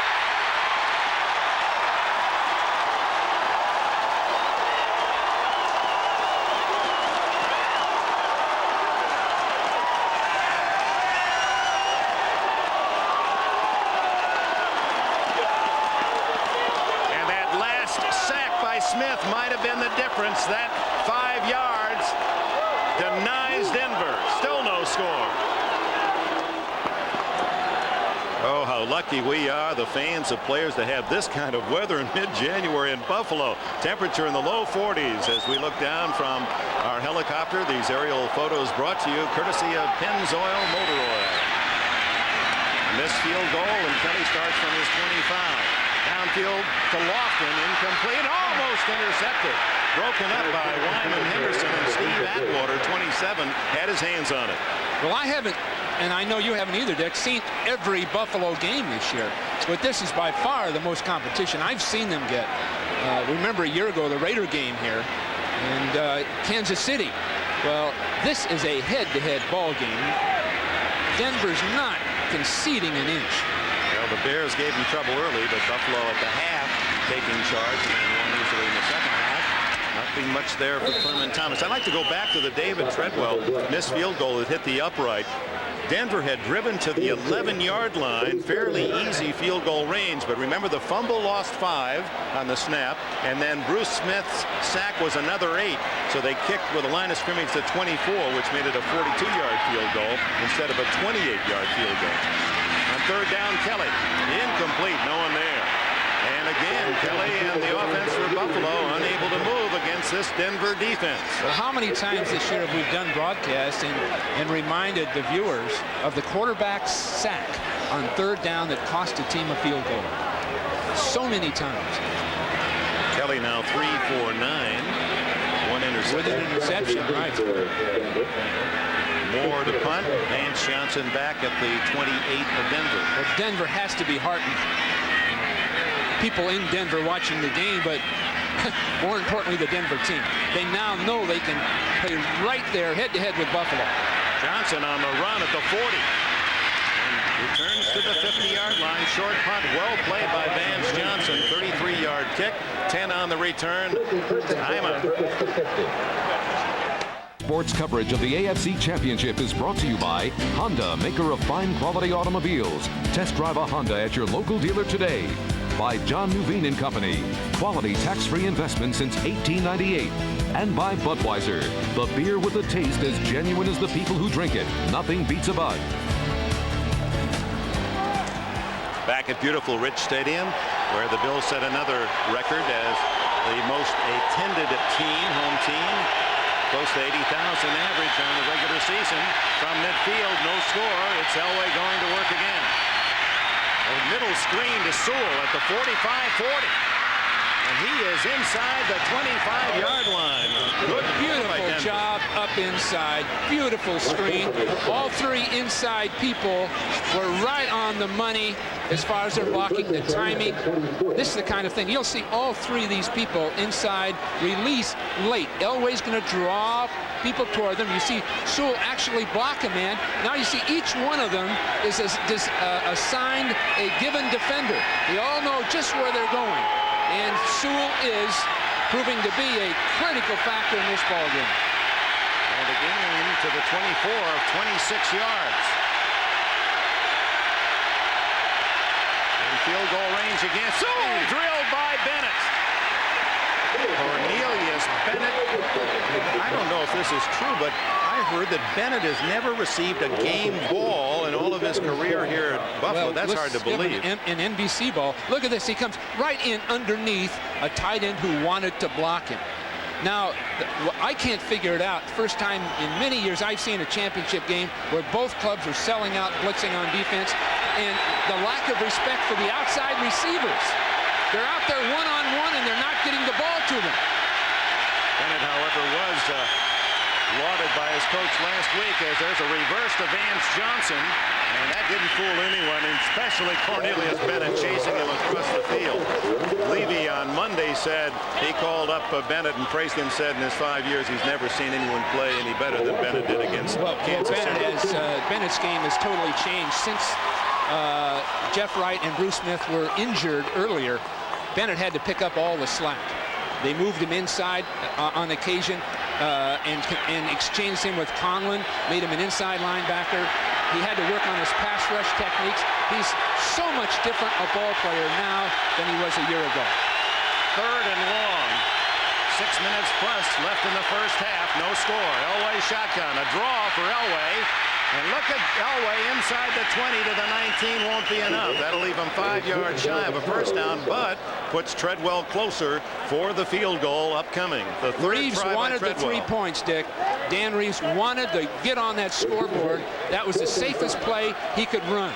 He knew he'd get part of it at least, and maybe get a little bit lucky and get the first down. But now they're in the middle of the field, excellent position to get themselves at least on the board. 37 yards this time, the shortest of the 3 attempts. It's to the right again and hit the upright again. Oh, my!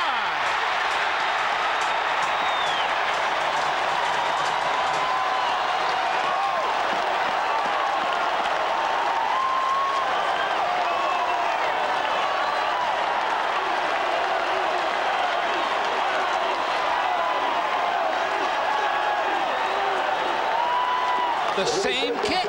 What are the odds on a man able to hit 2 in a row, hit the upright? Well, Buffalo loves it, as Treadwell has missed now from 47, 42, and this heartbreaker from 37.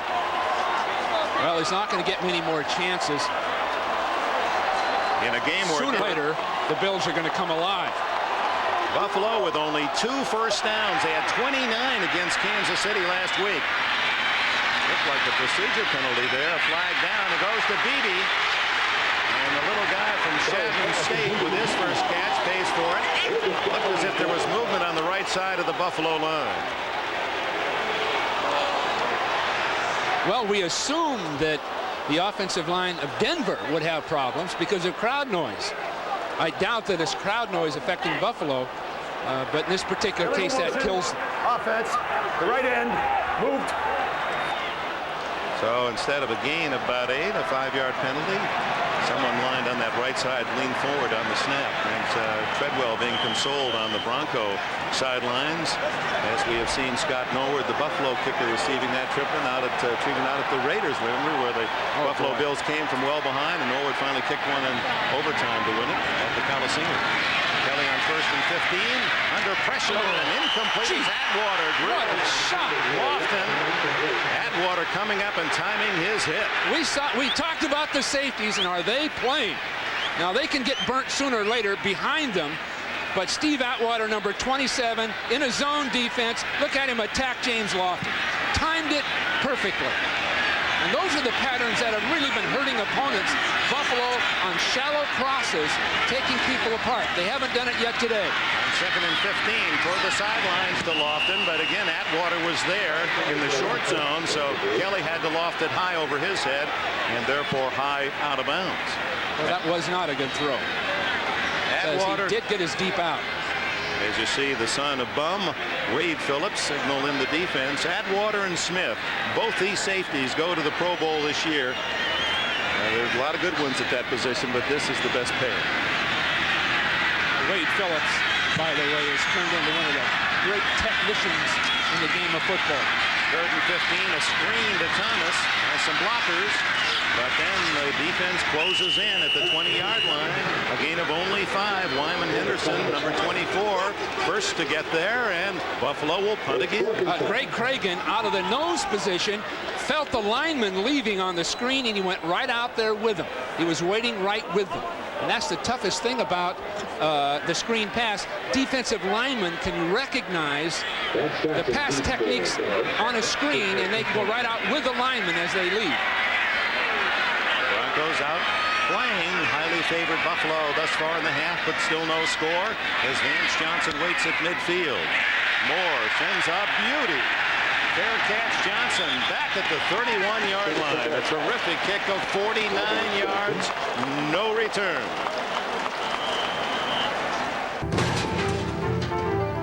Whose senses are so acute that they can determine which is more frightening, the moment of impact or the moment immediately before impact?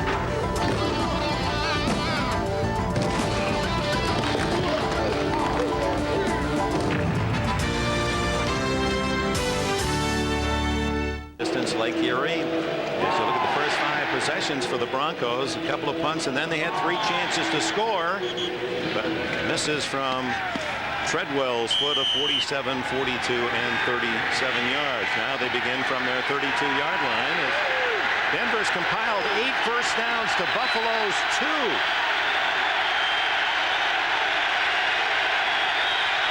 Away a delay to Green. Justin Green to the 34-yard line. On the sidelines, the man that Green replaced, Bobby Humphrey from Alabama, who had rushed for 1,000 yards in each of his first 2 years with Denver, a #1 pick, then held out. Didn't arrive till very late and into the season, into October, and Dan Reeves used him very sparingly. He carried the ball only 11 times for 33 yards, not in uniform today. He's healthy.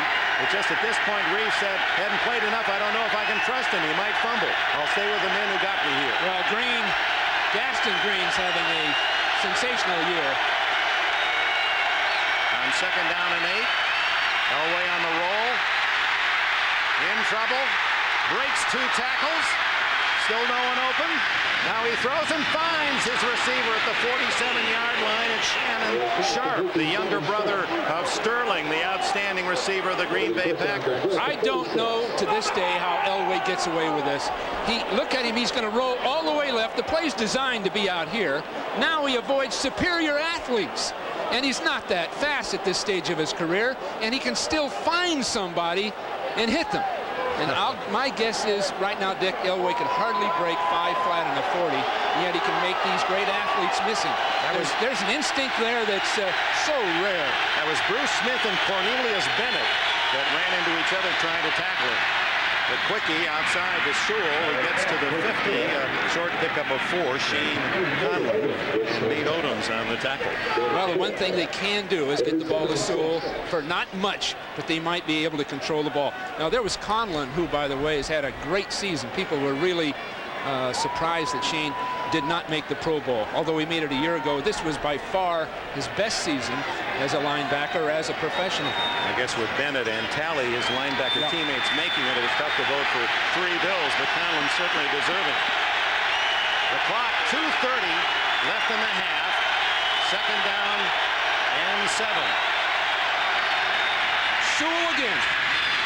And he dives to the 46-yard line, and it was Cornelius Bailey hawking Elway as he threw, and then Bailey downfield. Carlton Bailey making their tackle as we approach the 2-minute timeout. Sewell now with 5 catches, 67 yards. To be admired, as is his 31-inch waist, a 210-pounder, Steve Sewell. The 2-minute timeout.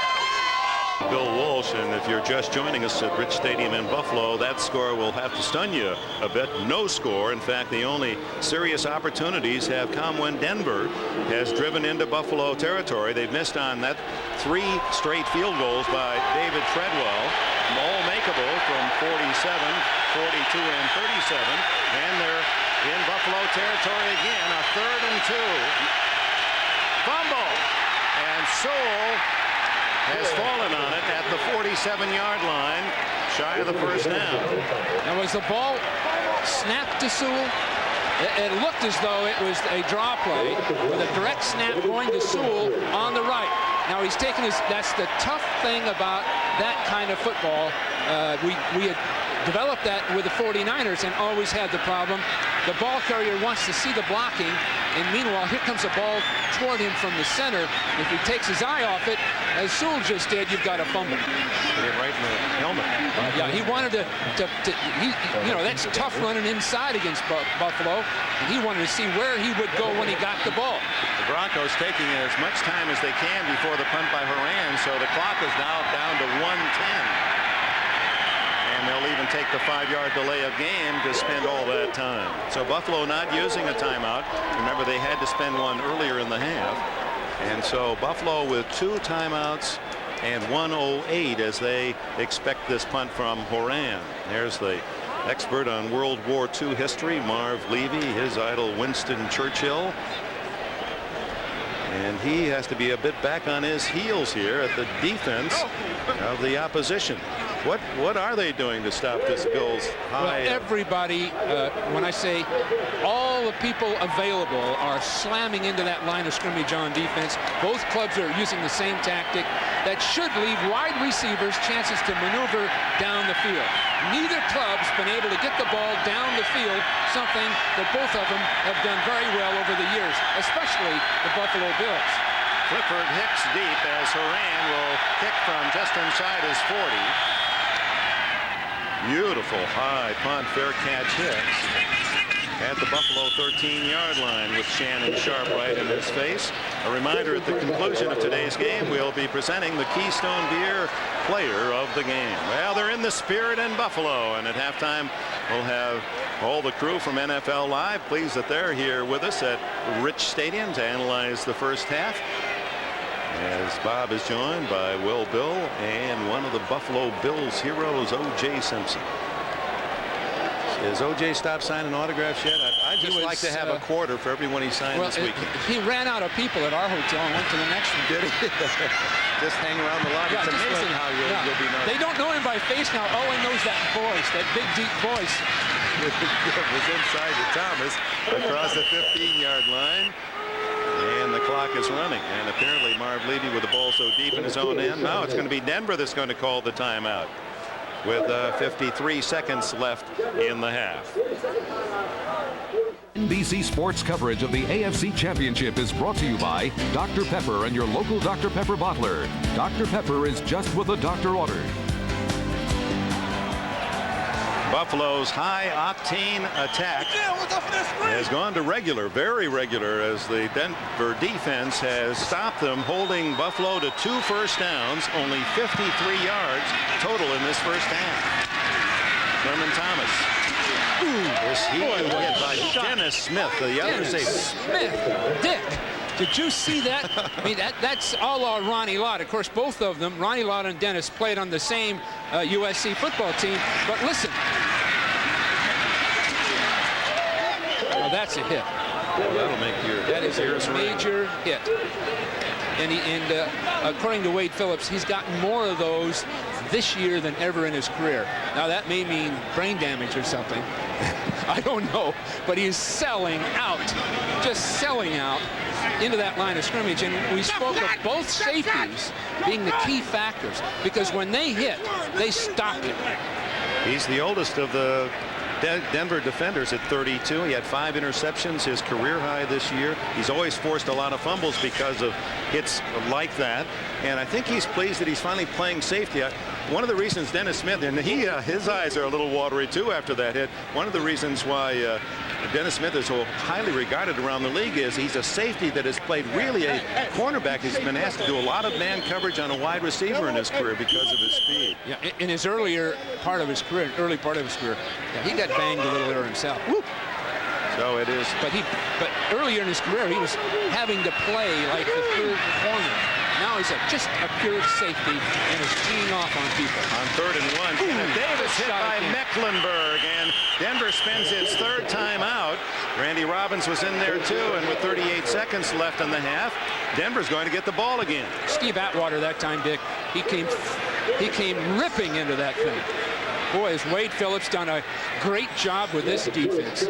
Now you'll see Atwater coming from our side of the field, showing up right there, right into the middle of it. Now, when you can add a 210-pound safety to a linebacker or a lineman that's making a stop, now you've really got some, some power. Well, you said at the very start, Bill, what intrigued you about the game was Thurman Thomas, the yardage leader in the NFL with his receiving and rushing yards, against the 2 safeties of Denver, and Smith and Atwater have answered the ring, haven't they? O.J. Simpson, his right hand is weary, but he's finished signing all autographs the rest of the half, and he's ready to go to work at the intermission. The 38 seconds, and of course enshrined here in the memories and permanently in Buffalo. Bill Lohr. Lohr's punt. Vance Johnson at the 41. And out of bounds at the 46, and a flag is down. They may have run into more. It's Lilo Lang. Well, that'll give him a first down, I think. It's 4th and 4.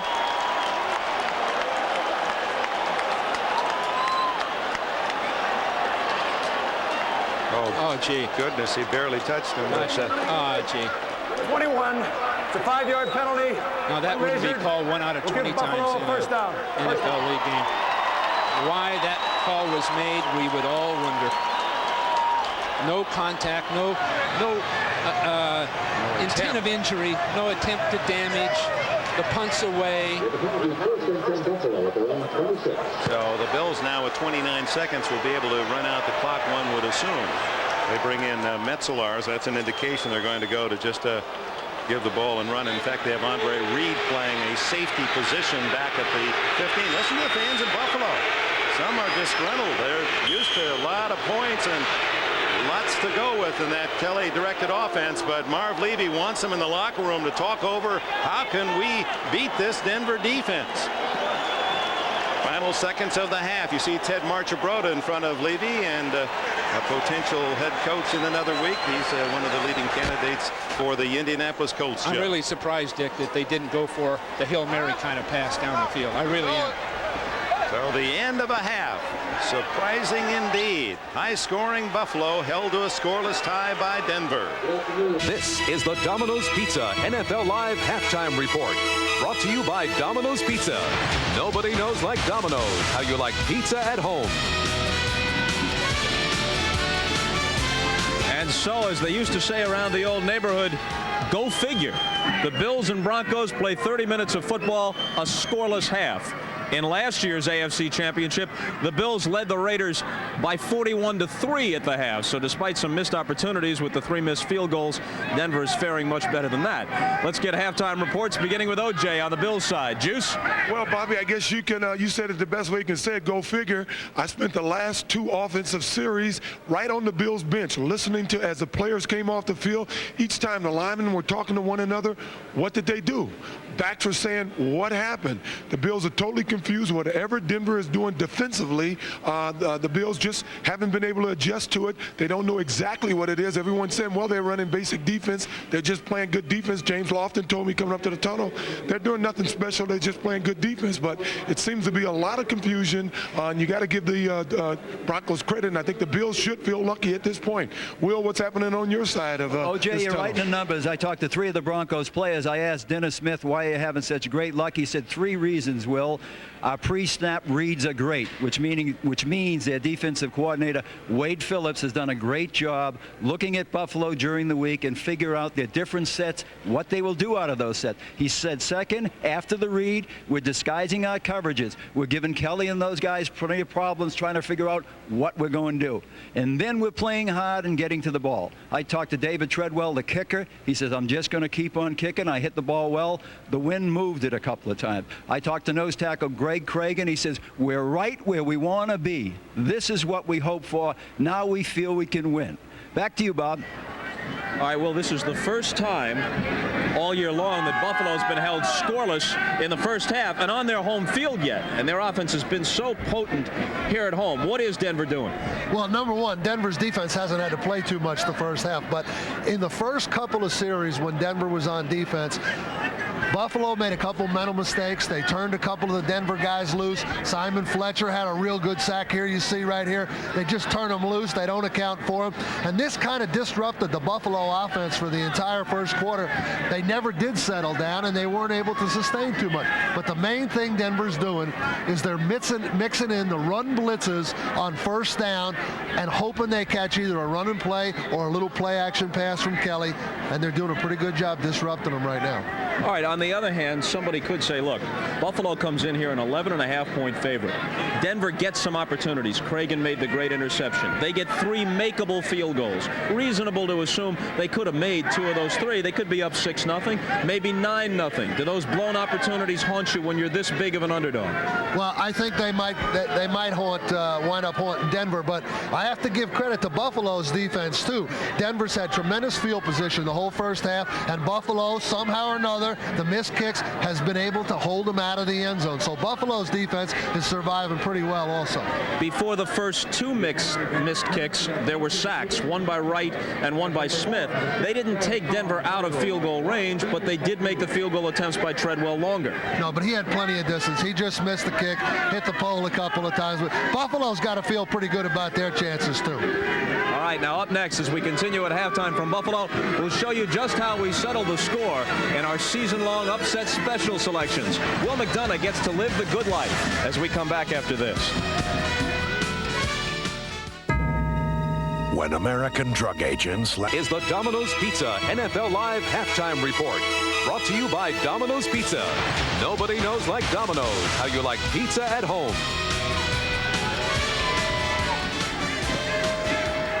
All right, this is the moment a breathless nation has been waiting for. We picked upset specials all season long, as you know, and here are the final results. Other than one brief run at midseason, Parcells was never really in it. Will won the competition with a late blitz, and we promised that the winner would pretty much have the rest of us wait on him during the conference championship weekend, and to the victor goes the spoils.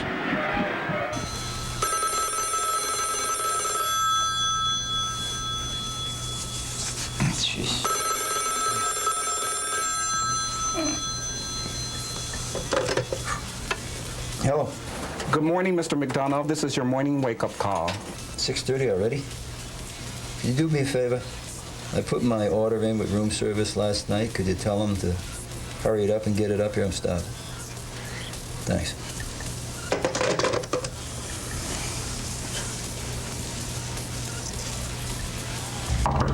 Room service. Come in. Good morning, Mr. McDonough. It's your hearty man breakfast, just like you ordered. There it is. Eggs over easy, sausage, bacon, hash browns. Lovely morning waffles. Are these the Parcells waffles? Well, he's been waffling all week, and we had him get up early to make them this morning. And, of course, as you like, a piping hot stack of flapjacks. Very health-conscious breakfast. Where's the juice? Well, here's the juice, a little freshly squeezed juice from California. Jeez. This could have been you, baby. Yeah, if you paid attention to what I told you at the end, you could be sitting here. You could be Mr. Big today. Yeah, I just sat on my hands. Where is Mr. Big? Oh, come on in. I've been waiting for you. Your bath is drawn, Mr. McDonough. Rolled. Yeah. Morning paper, sir. Finally got a job, kid, huh? Finally, yes. Right at your own level. Yes. You've been trying for a couple of weeks. I'm doing well at it. Nice to hear about it. Thanks again, fellas. It was easy, believe me. Yeah. Well, make sure you eat it all. You might as well have it all. Morning coffee? Yeah. It is 6:30. You may need this as a pick-me-up. A proud moment for each of us. Bob, I forgot to give you guys a tip, and I'm going to give it a Bill. Bill, don't spend it all in one place, kid. Oh, thanks. We couldn't even get to the airport with this thing right here. Well, at least we went to bat. cheapskate. At least we went to bat the last week of the season. You sat on your hands. That's like not playing the last game, going for a batting title. Well, that's Did you want to go to bat and lose, Juice? Because that's what you did. I'd rather go to bat. All right, I see the Denver Broncos just beneath us are coming down the tunnel, heading back to the field. A thought before they kick off for the third quarter. Well, I think Denver would like to play just like they did the first half. And, you know, their defense is very aggressive. Their offense certainly had enough opportunities. But, you know, their kickers got to make some kicks or they got to get the ball in the end zone. I don't think they can hold Buffalo forever. This is the dropped interception, potential interception that Atwater could have had. Yeah, but Denver's defense has been in position the whole first half, and they're not going to play any better than they did the first half. They need to score some points. OJ? I tell you what, for both teams, you know, we're saying the weather's not a factor. It is a little blustery out there, and both quarterbacks, and of course you see with Treadwell, they're having trouble with that wind from time to time out there. The interesting thing is going to see what Ted Marchabroda says to his team because they're having a lot of problems out there. They don't know what's going on offensively. Okay, we're going to send it back over to Dick Enberg and Bill Walsh for the call of the second half right after this message.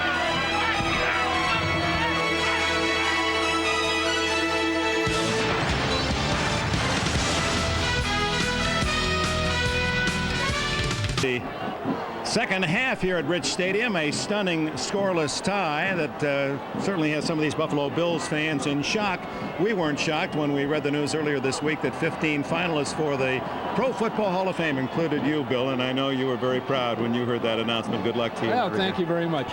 And of course, also the fact that they could now rename the NFC Central the Walsh Division. Three of your former coaches, White, Holmgren, and Green, are now coaching in the NFC Central. Well rehearsed, Dick. Now let's go to this game itself and the field goals, the three opportunities to score for Denver as Treadwell first missed wide to the left from 47 yards, and then we'll see him, Bill, miss by hitting the upright on the right side as he may have corrected himself too much, but your feeling is that the sack actually helped make this no good. Well, if the ball's a bit off course, Dick, the further you remove yourself from the goalpost, the further the ball is going to move to the outside. So by those long field goals attempts, the ball moving off course just enough to miss it. So they've got to get in even closer now if they expect him to make it. Any strategies at halftime? I'll tell you, 0-0, the coaches are on the spot. They've got to come up with something offensively and defensively in both locker rooms because you got 30 minutes to play, and what they had planned isn't working. They have to go to their playbook and to their plans. All right, let's take a look now at the Keystone Light halftime statistics. And while neither team able to move the ball, Denver at least has gotten into field goal range with those 123 yards, resulting in the three misses from field goal range. And Buffalo actually one more first down. They had 3 first downs and only 58 total yards as Denver had 2-1 in time possession, over 20 minutes ball in control of the Broncos. Well, those halftime stats don't look like we anticipated. 58 yards, Dick. My gosh, I can't believe it. This is the most high-powered offense and explosive offense we've seen in years, and they're held at 58 yards by Wade Phillips' defense, Denver defense. And, of course, as pointed out at halftime, the Bills' defense hasn't done that bad either. But believe me, at halftime, the decisions that were made will make the difference in this game. This is when coaches do become very, very important. Their decisions as to how to adapt their offenses to what defenses they've seen. And, of course, defensively, they know they can't get away with that blitzing down after down. One big shot to Lofton or Jackson or someone, and one team or the other is going to score. All right, the Broncos will get the ball first here in the second half as Brad Del Wiso, the rookie from UCLA, who is just the kickoff specialist, who may have the best job in the National Football League, will kick the deep. Derek Russell, a rookie from Arkansas, waits at the other end at the 6.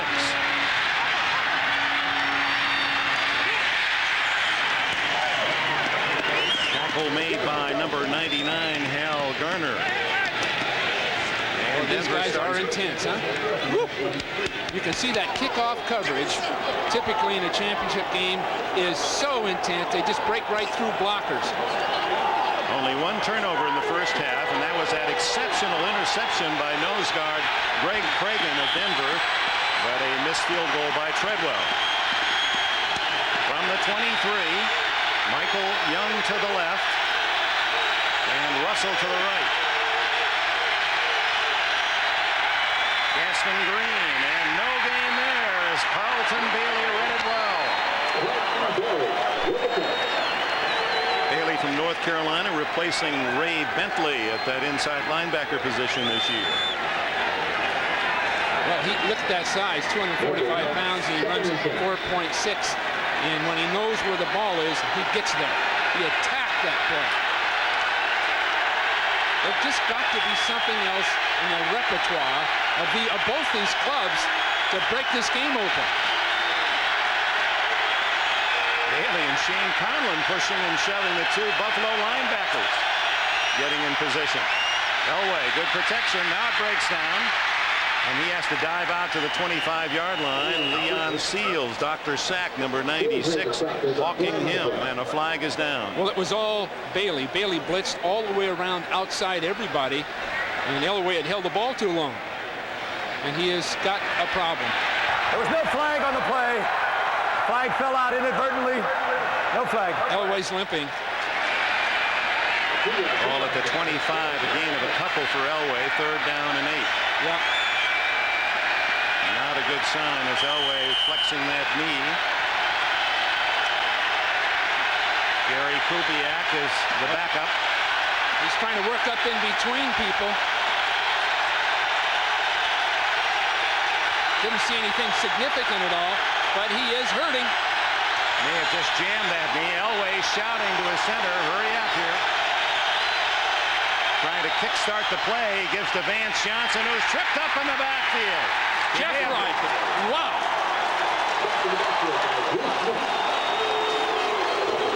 So a nothing series for Denver's offense and a big start for the defense of Buffalo. Jeff Wright's going to penetrate out of that nose tackle position and just take the blockers down more than anyone else.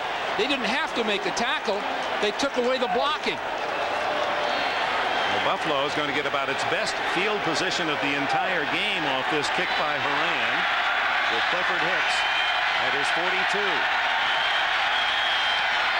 Horan sends a beautiful spiral arcing deep. Look at that. What a kick over Hicks's head and still rolling. A magnificent punt by Mike Horan, waved by the Broncos inside the 5-yard line. Why the ball wasn't fielded, I still can't explain. I don't know anybody could explain. You go all through training camp, you come to a championship game like this, and you fail to field the ball. That is clearly clicked. How far? 77 yards. Well, it was about a 65-yard punt in the air, and it wasn't fielded, and that really hurt. It is a record kick for Horan. His longest before was 75. Hicks may be up in that win. He just didn't read it well, and that left-footed kicker sends a different action, and Hicks is been the punt return man for Buffalo only since midseason. Al Edwards earlier in the year, so not a lot of experience in that regard. So Kelly starts from his 5. Out to Thurman Thomas, and he's knocked down at the 7 by number 91 Warren Powers, a third-year lineman from Maryland. Well, Elway's hurting. Flexing that right knee, and there's Kubiak, who has announced his retirement. No, I'll take that back. Elway announced his retirement in the post-game conference last week after the win against Houston. This was to be Kubiak's last game. He may see little duty if they lose the last game. Thomas tripped up in the backfield. It's Greg Cragen's penetration into the blockers, and Thomas tripped up for a loss. Well, the intensity of the defensive lines are getting the jump. Is beating the blocker to the punch. That's all there is to it. 3rd down and 10, and Kelly took his team into a brief huddle. From his end zone.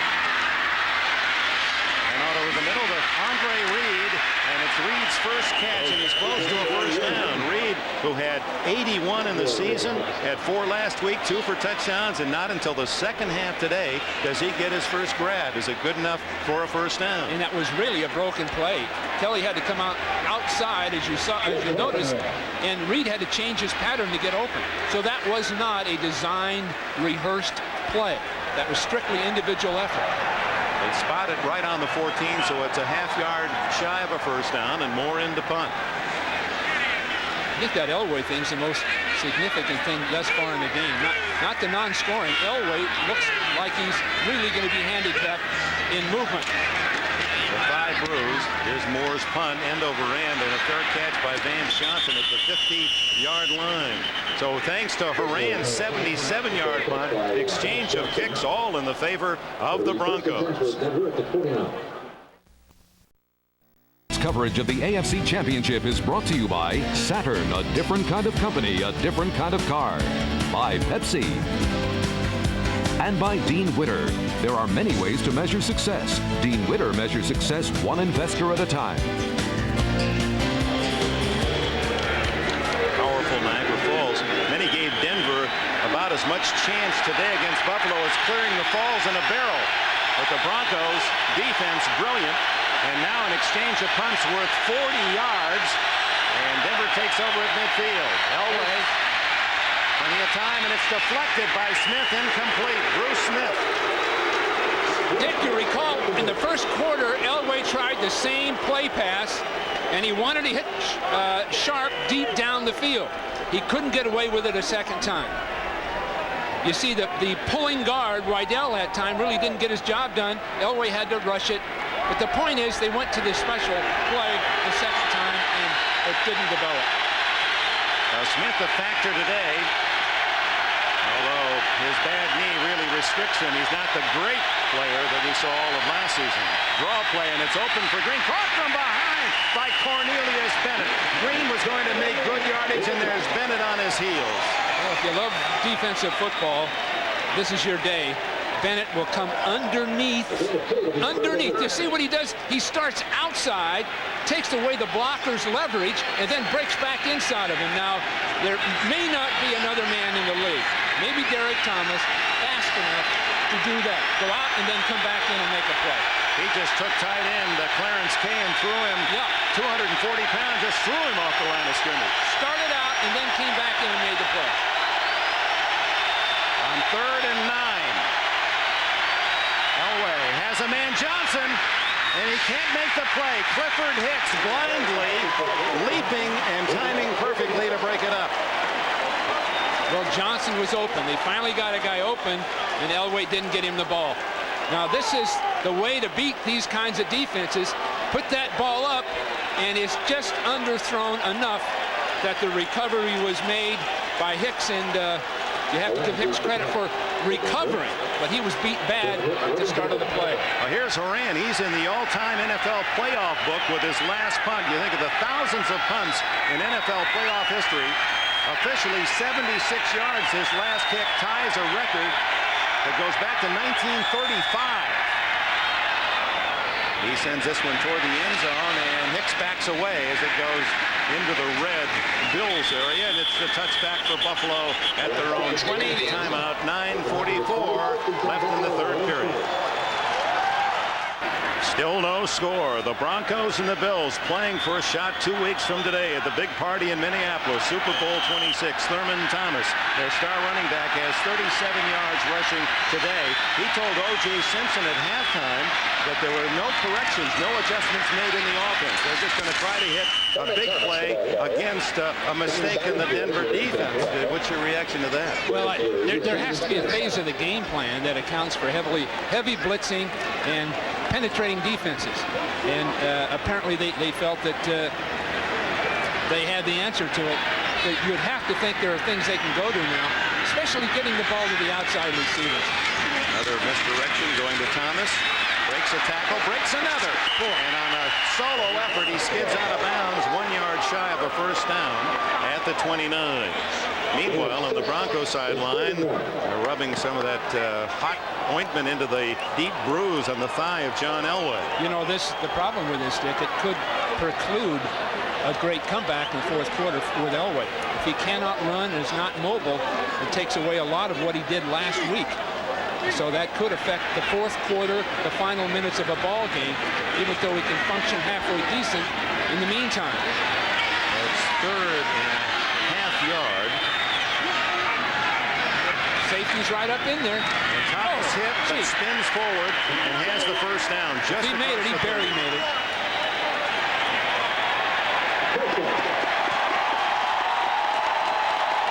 Only the 4th first down for Buffalo today.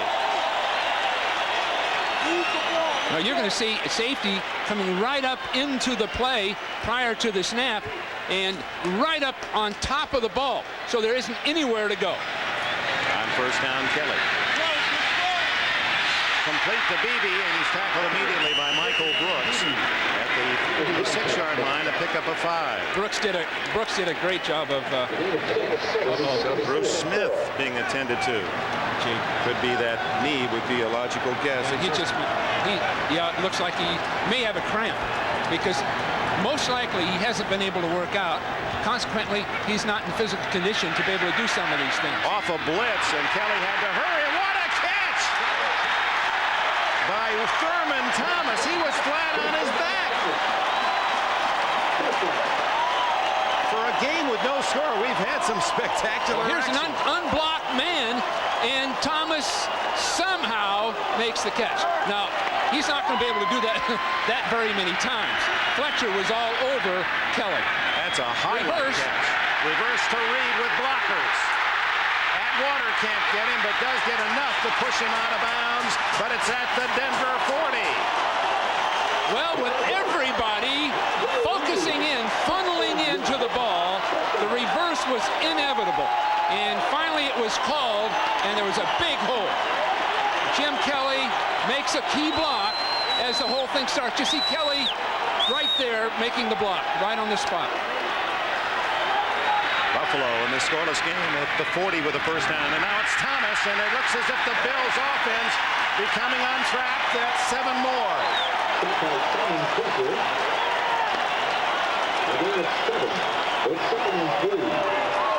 Thomas, who is looking for another 100-yard game. He has 4 consecutive playoff games, 100 yards. The record is 6.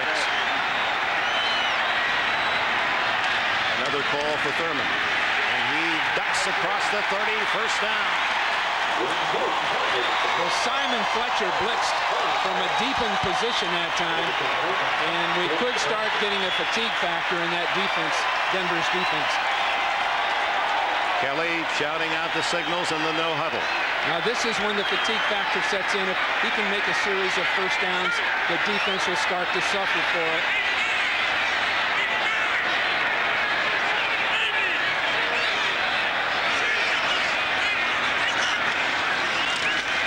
Oh, a blitz, and he had to unload that one to Lofton as Michael Brooks charged through.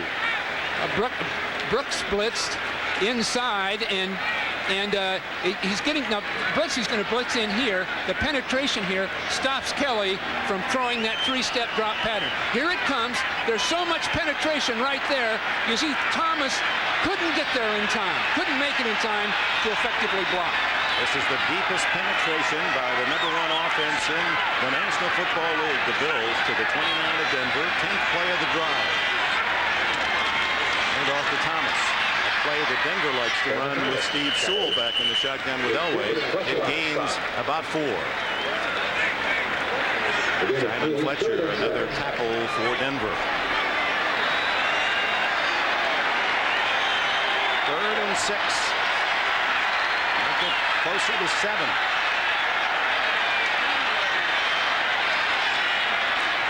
A play action by Kelly. Intercepted, Tyrone Braxton, and he steps out of bounds at the Denver 19-yard line. Braxton. Dick, that's the problem with a no-huddle offense. You've got a critical 3rd down play, and Kelly is trying to make that call at the line of scrimmage. You'd like to think you would huddle up and decide on the best single thing to do in that situation, and that play was covered all the way by Braxton. Being provided by the folks at Pennzoil Motor Oil. Well, Tyrone Braxton from North Dakota State. He was the next to last player drafted in '87. Braxton, a name familiar to Buffalo fans and O.J. Simpson. Remember Jim Braxton, the big fullback who blocked for O.J. in the '70s. He is a distant relative. But Tyrone in a Denver uniform stops Jim Kelly's drive, the 2nd interception against Kelly, and Denver has the ball at its own 19. That was the best chance for the Bills. Well, the numbers aren't great there. 52 yards throwing the ball. Far, far short of any expectations. But one of the problems when you're having a game in which the opposing defense is really taking you apart, it's best, I think, Dick, to use the huddle, slow things down, concentrate with the coach's help on your next call. That was a wasted down and a wasted interception. This big crowd still making it tough on Elway. A little play action. And he can't hit Shannon Sharp. Well, John was willing to come out of there and run with the ball, even though he's got that thigh bruise. Maybe he feels that'll loosen it up. Well, his shoulder, that kind of matches the shoulder. He has to keep throwing because of a shoulder that tightens up on him. Even between plays, he'll try to throw lightly to keep loose. That's 0 for 3 in the second half.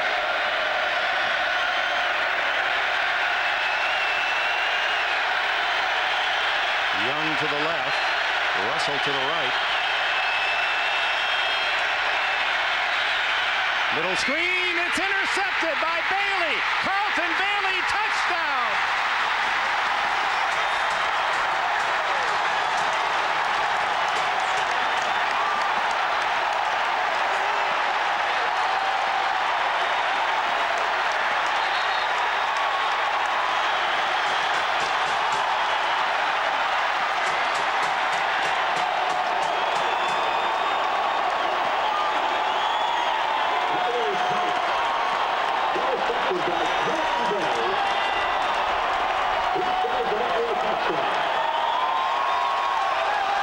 Linebacker Carlton Bailey picking off a pass deflected, I believe, by Jeff Wright into his lap.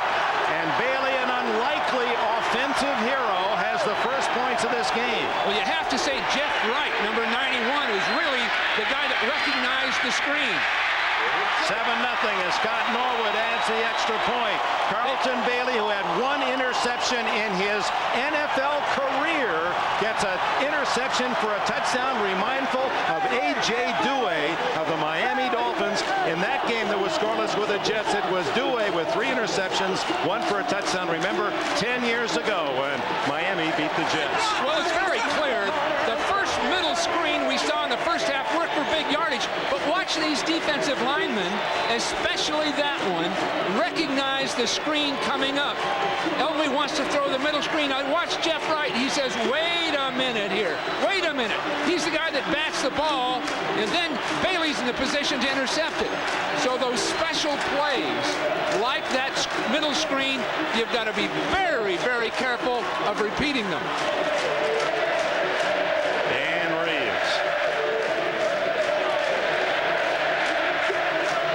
So Carlton Bailey gets the goal, the assist to Wright at the 5 the third period. And Buffalo leads 7-0.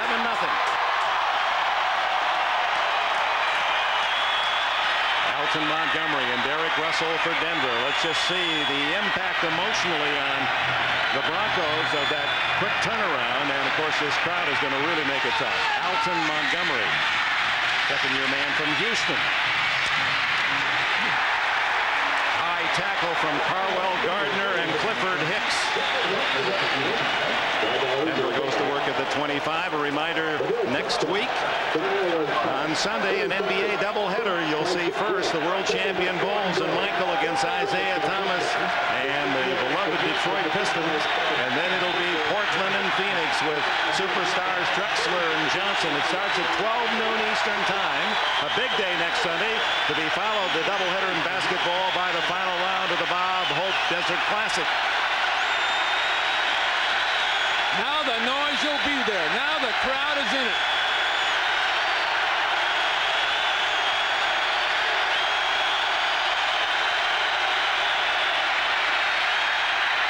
Green, just nothing to buy.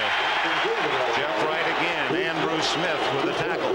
Darryl Talley blitzed and he just broke the play wide open. Wydell tried to trap him, but Talley penetrated so hard, so fast, the play couldn't get started. Well, both teams have really stuffed the run game of each club. This is a special NBC crowd meter. Lots of lights. It must be important because look at all the lights on that noise meter. We're getting up to thunder here. We might even get up to a producer yelling in your ear if we're lucky.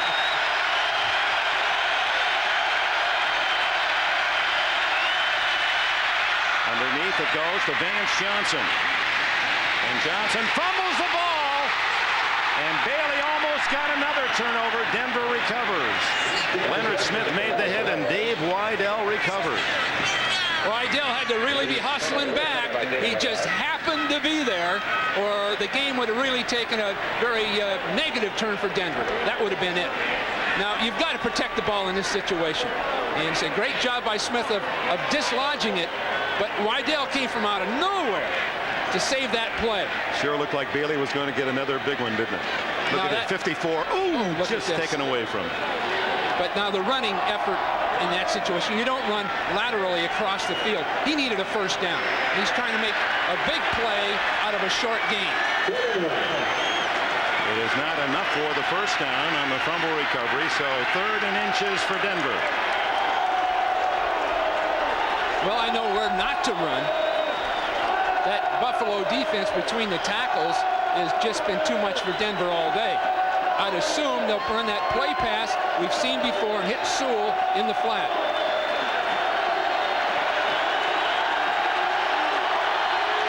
Nope. Sewell not in there. Gaston Green behind Elway. 3 wide receivers.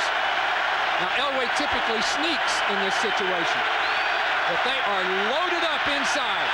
Elway has the first down, driving straight ahead to the 35, or at least it would appear the first down. Let's wait for the mark by the officials. It is a first down. Well, he ran his typical sneak. It was pretty evident what he was about to do, and he got lucky. He had to go way over to his right to make it. That's Shane Conlon down for Buffalo.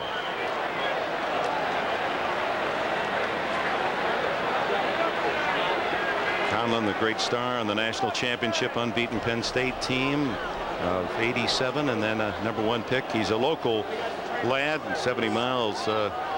Frewsburg, New York is his home from Rich Stadium. Named by his parents, who were influenced by that great Alan Ladd movie, Shane. Timeout with 3:40 left in the third. Buffalo by 7. The winner to the Super Bowl in a super defensive play by Buffalo. An interception by linebacker Carlton Bailey, and a 13-yard run here in the third quarter has given Buffalo the only points of the game. 7-0.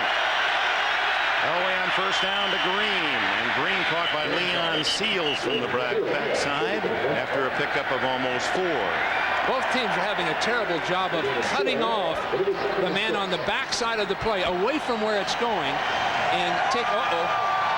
That may mean that apparently we we've heard that Coach Dan Reeves has told Kubiak to stay warm just in case. Well, those thigh bruises, as John is suffering, you can see him limping, get worse by time. You don't work those out, they get worse and worse and worse. Green on a delay.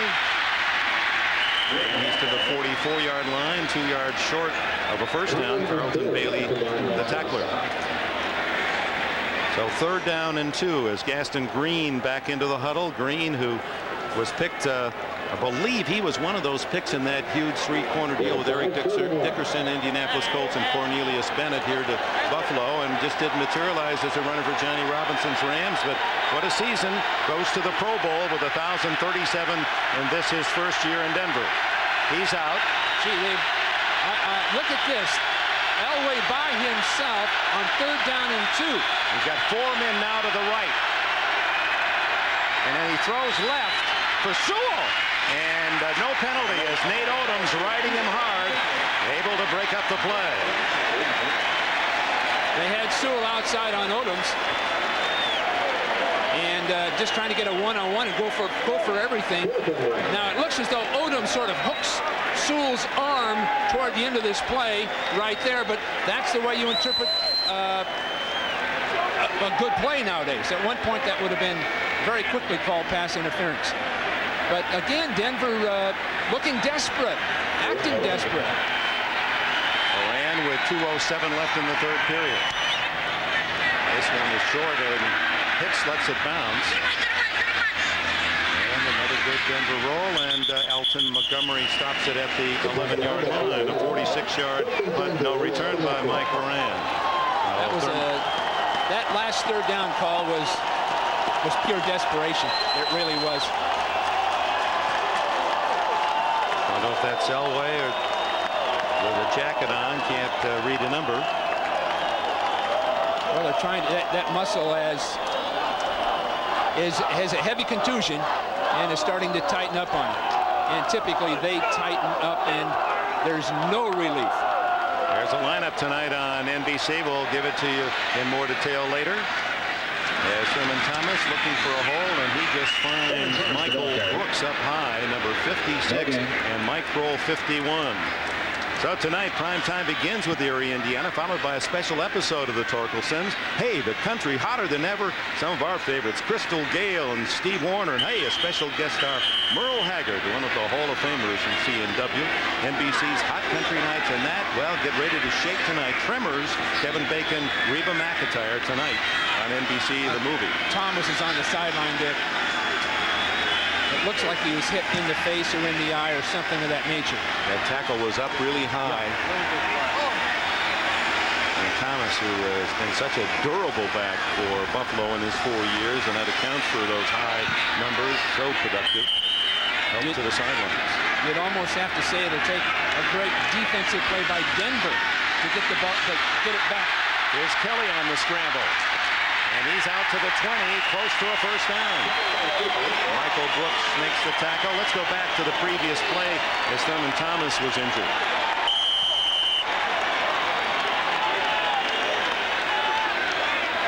Taking the draw play, you can see him going up inside, and there's the shot. Brooks coming straight at him. And it looks like his right arm got caught under the eyelid or the jaw, something, into the face. Kelly's scramble is worthy of a first down, 10 yards. His longest of the entire year, Kelly's 12. First and 10 from the 21. Well, Kenneth Davis takes over, and he's a worthy backup to Thurman Thomas. Davis rushed for over 620 yards this year. This is Davis, played at TCU, right into Simon Fletcher, well supported by number 91, Warren Powers. It appears there isn't any real outside threat by either team. In other words, they run that single back offense, and both linebackers of both teams are crowding right up into the line. There just isn't anywhere to go. And you'd think that you'd want to throw the ball in that situation. Final minute, 3rd period. Kelly gets away and then dumps it off to Davis. And Brooks gets him at the 29, just shy of the first down. Might be the last play of the quarter. That was a screen pass, Dick, and it was completely covered by Denver. And Davis finally broke back to the inside and got open. You'd wonder if there wasn't an offensive lineman downfield on that play. But apparently it wasn't spotted. But it was a screen that was just gobbled up by Denver until Davis broke back inside. Plenty of time left in the third quarter, but Buffalo does not have to run a play, so they'll let this third period run its course. A big period for the defense of Buffalo, and especially of Carlton Bailey from North Carolina. And we'll return to Rich Stadium after these messages from your local station. For Denver, success and then disaster, Bill. 26 yards on this one. Watch that defensive front of the Bills attack. They're blindly attacking. They think they got the sack. The ball's popped over their head to Sewell. Everyone does a fine job blocking downfield. Perfectly executed middle screen. Now later, you just can't come back to those kinds of plays. Watch Jeff Wright start and say, now wait a minute. Oh no, you don't. Now he's right in the way. In fact, everybody was there. Leon Seals, Bruce Smith, all of them identified it the second time around. On third down and about 1.5, Kelly throws complete. First down at the 45 to Pete Metzelars, who had only 5 catches all year. Well, they've started to take on the defense from the standpoint. Now there's Metzelars, no one covering him, nobody near him. And it's a matter of faking inside, and Alton Montgomery failed to identify a man releasing right at him down the field. Thomas is back in the game, and that's good news for Buffalo fans. That isn't good news as Greg Cragen and company greet him rudely. Cragen, who made that outstanding for a defensive lineman, may be the interception of the decade in the first period. So the defense, and from certainly not expected sources, coming up with the big plays today. Cragen for Denver, and then Bailey the touchdown for Buffalo as they try to steal it from Thomas. He's out close to midfield. Gee, that's really a nice job by that Denver defense to take that play. Oh, John. He's still hobbled. If he's having that kind of problem, how is he going to be able to concentrate on what's going on downfield and avoiding pass rushers? Looks like Kubiak's going to be our guy. Third down, a short 6.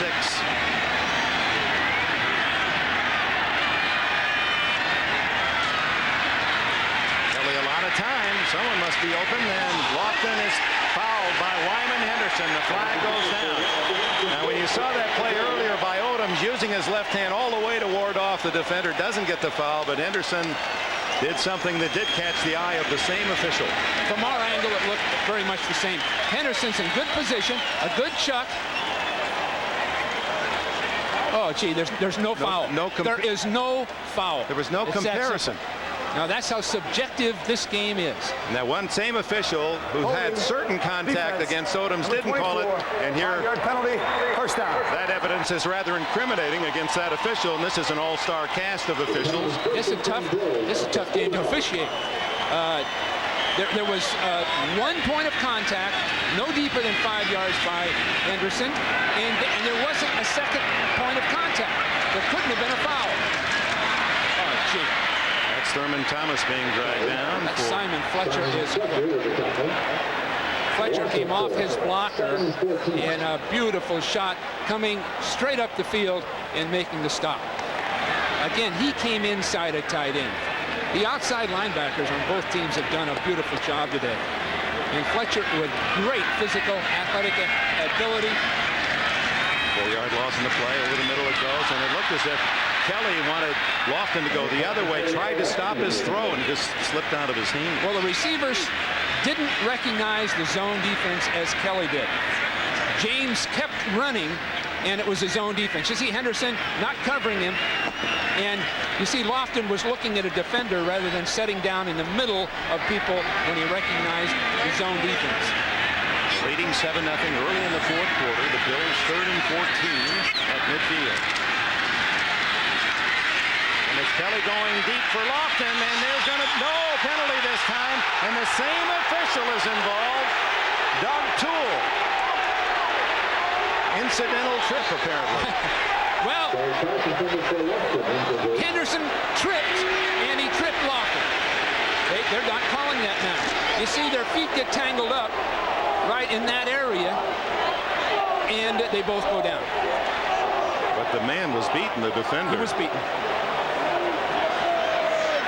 Doug Toole's having his work cut out for him, the side judge. But it evened out in that regard as a high kick by Moore, but Johnson comes up to fair catch as he goes out of bounds at the 21-yard line. 12 minutes and 40 seconds left in the fourth quarter. Coverage of the AFC Championship is brought to you by Acura Automobiles. Experience precision-crafted performance. By Magnavox. Smart choices for smart people. The ingenious products from Magnavox. They're smart, very smart. And by cold-filtered Keystone and Keystone Light. Bottled beer taste in a can. Wouldn't that be great? As you surmise, Bill, that thigh muscle tightened, and Gary Kubiak, who threw only 5 passes all season, takes over for John Elway. 12:40 left. Comes out throwing and hitting. And a first down and a fumble, but as he rolled down, he was rolled down. Ricky Mateo made the catch. Carlton Bailey came up with a ball. He has been around Denver mistakes all day, that Bailey, but it is ruled down with the catch right at the yardsticks, the 31. Nice job of hooking right between zone defenders and then splitting them. He's down, then the ball comes out. You know, I had a 30-minute conversation with Gary Kubiak yesterday because of back. Oh, the ball may have been out. I'm not sure that knee was down when that ball came out. Cornelius Bennett made the tackle. They'll review that one. See that again. See whether his knee was down. He did not have a good grip on the ball. You can see he's not really. He's out. That ball is out before he's down. That's a fumble recovered by Buffalo. That's disaster if they use the replay. They're not going to use it. Must have called him down. Well, the Broncos get a break there. First down at the 31, and it's Gaston Green trying to get outside. And he does have speed. The first time he's been able to get around a corner and takes out one of the Denver coaches as he gets to the 41-yard line. Bailey pushed him out of bounds. Speaking of Kubiak, I talked to him for 30 minutes, Dick, about coaching somewhere next year. He's retiring unless he changes his mind off this game. He's had recurrent back problems. Now, he can play, but standing out on the practice field is just killing him. Now, he's a very good player, and he and I talked about coaching as a career. I talked to him about considering possibly being on the staff at Stanford University. This guy's very, very bright, and he's been a good player when given a chance. He throws and hits Shannon Sharp, and he has come out with 3 fine plays, 2 passes and a run, all worth first down. Well, that demonstrates just how Elway was restricted trying to play with that thigh bruise. Now, they ran that same play pass, and this time they got the tight end. Sharp really had good poise catching the ball and keeping his feet in, but the mobility now of Gary Kubiak might get Denver back into the game. Elway's numbers in the game, the 1 interception, of course, a deflection for the touchdown by linebacker Carlton Bailey. Offside will be the call as Green has to eat it in his own backfield. It appeared that Bruce Smith had jumped ahead of the snap. Had he been drawn off? No. The last shutout in a championship game was when Bill Parcells' Giants shut out Washington 5 years ago. Defense, number 78. I was sure you were going to say they shut out the 49ers. Bill Parcells, Steve, gave ours a couple of bad beatings in the playoffs. And the last AFC shutout was the one we alluded to earlier when Miami shut out the Jets on a soggy field.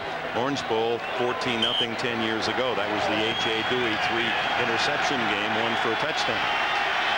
First and 5, Denver trailing 7-0, 11 minutes left in the fourth.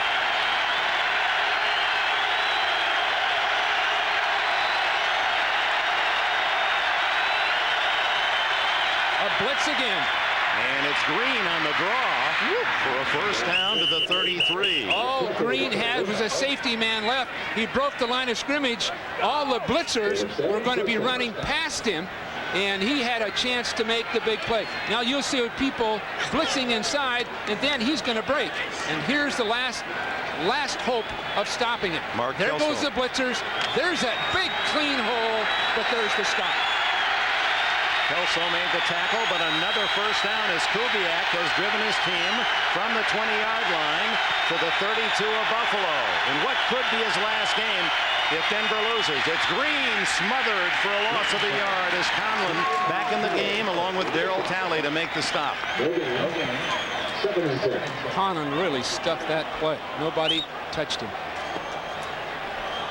Gary Kubiak, who was drafted in that 1983 brilliant quarterback draft. He was picked 197 places after Elway was picked number 1, and he was 183 after Jim Kelly picked 14th in 83. He's in the shotgun now. This will be his first real shot in a passing situation to see if he can get the job done.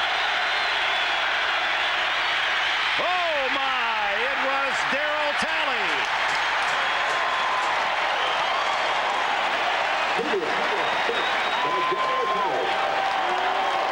And that was a tally.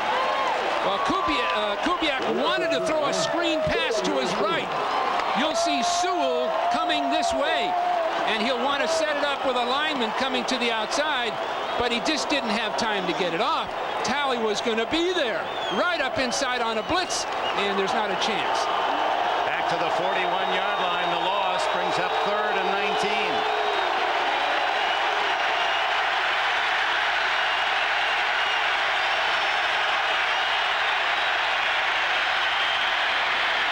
Kubiak trying to buy time and run it.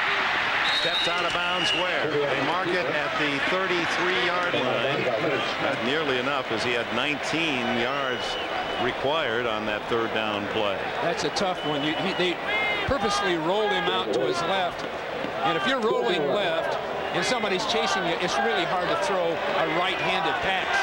You can't get your shoulders turned back to throw accurately. Aimed at 8, so it's 4th and 11.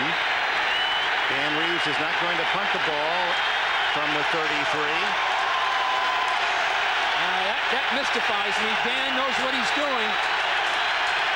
But just to punt Buffalo down into a hole and play defense might have been good enough.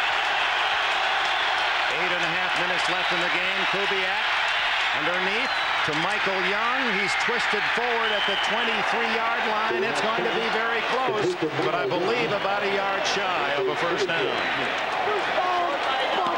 Yes, first down Buffalo.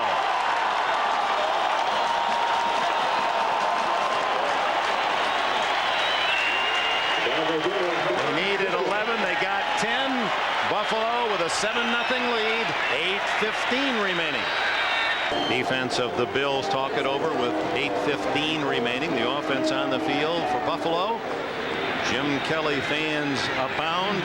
Imagine what it's worth to Jim Kelly with his popularity already. If he should win the Super Bowl, it'd be worth millions, literally, in endorsements. He's never played well against Denver. 2 and 7 touchdowns and interceptions.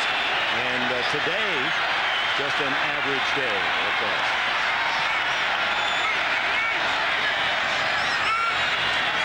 Pitchers and hitters, defenses and quarterbacks. Thurman Thomas caught in the backfield, may have gotten back to the line of scrimmage. You'd have to say they've shut that play down. Now Thurman has bounced it a couple times for 4 or 5 yards, but they are keying off Thomas and slanting that line in the direction that he goes and cutting that off. That time it looked like he wanted to cut back, and he couldn't even get that done. Now New England defensed Buffalo well this year, but no one shut out that offense of the Bills like the Denver Broncos. Underneath it goes to the tight end McKellar, a former small college basketball star who has a football project has developed into a top-notch tight end. He caught 44 passes this year. It is like a 4-year project. They started him out conveniently. He was on injured reserve to develop him from basketball. Second year they had him in a 47-man roster. Third year he alternated with Metzlars. Now he starts, and he's a pretty darn good player. Big third down. Kelly gets it away in time to McKellar. First down at the Denver 47.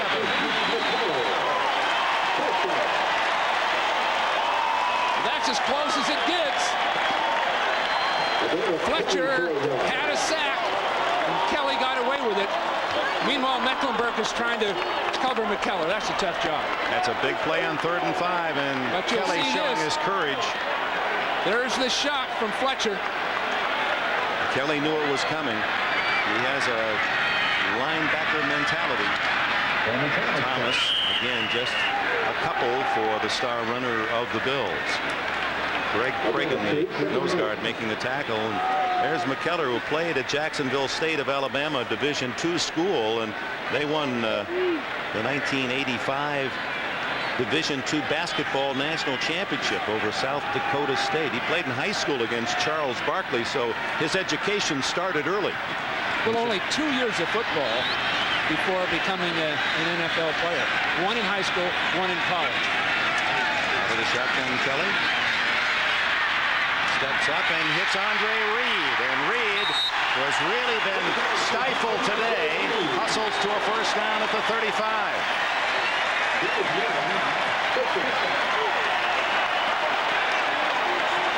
Only his second catch. Well, that took all of Kelly's talent to get that done, because he was pass rushed. He had to move up in between people and finally found Reed. Reed, I'll bet he looked at 2 other people before he even had an idea whether he could find Reed or not. Chewing up time and getting into field goal range with a 7-0 lead, Thurman Thomas.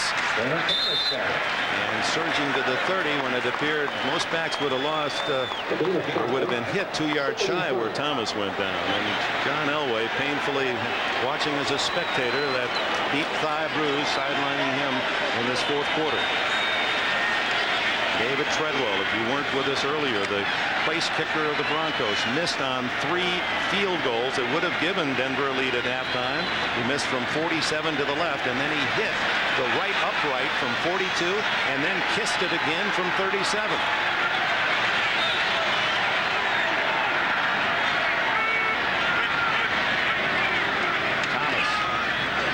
Just inside the 30 will bring up 3rd down and about 4, and the clock runs down to the 5-minute mark. I'm sure that Marv Levy is thinking 3 points right here. He doesn't want to lose the 3 points. The 3 points will win the ball game for him. Scott Norwood, his place kicker, hit his longest career field goal this season, 52 yards. Scott's been much maligned and in some cases justified, but as of a week ago he was pretty darn good. 3 for 3 against Kansas City. Thomas, a must-stop play for the Denver defense, and they do. They're just thinking 3 points. Greg Cragen and Warren Powers made the tackle, and here comes Norwood to try. Not a gimme field goal by any means. He's kicking into a wind, not the usual Buffalo storm that you might see in January. Boy, it's really been a January thaw day. Kickoff at around 42 degrees, still pleasant. This ball, as they take a timeout for Thurman Thomas, at the 27 will be a 44-yard attempt approximately. Thomas shaken once again, the 2nd time in the game. Well, they've given him a heck of a shellacking. He's a tough guy, but that Denver defense has really made him pay the price. He, of course, will go home after the game and cheer for his close friend Barry Sanders of the Detroit Lions, who was a sophomore backup to Thomas when he started at Oklahoma State. Marv Levy and Dan Reeves on these field goals are no more than any fan of the 80,000 here, just hoping it goes through for Levy, and Reeves saying miss and give my team a chance. Just a fair year for Scott. He was 1 for 6 at the end of the regular season, but then hit on all three against the Chiefs last week. So now we have a full timeout with 4:23 to go. Time remains in the fourth quarter. The Buffalo Bills looking for an immediate return to the Super Bowl, make amends after nearly beating the Giants last year. This man missing a 47-yard field goal on the final play that would have won it for Buffalo. This is a 44-yard try. Frank Reich to set it up that would give what would seem almost an insurmountable 10-0 lead. It is good.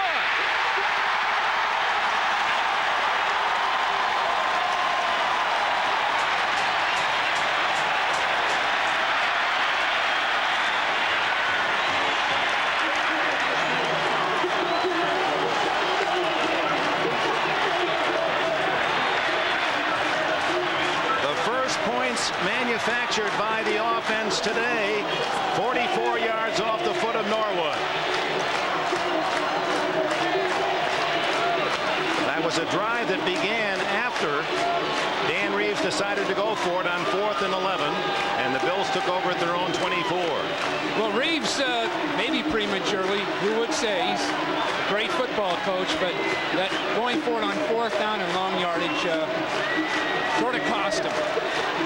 If they could have just punted the ball inside the 10 or around the 10-yard line, it would have been a more worthy call. But he took a shot, barely missed, and now they're in a jam. And a big play on that drive was that pass by Kelly, just as he was hit to the tight end McKellar on 3rd down. Yeah, Fletcher had him dead to rights, and he barely got the ball off. But that's championship football. It's that close. Asked Kelly about making all those millions. He said, I just want to get on the Johnny Carson show. Norwood, or it's Del Riso, who kicks it into the goal line. And just to the 15 goes Derek Russell, well covered by the Bills.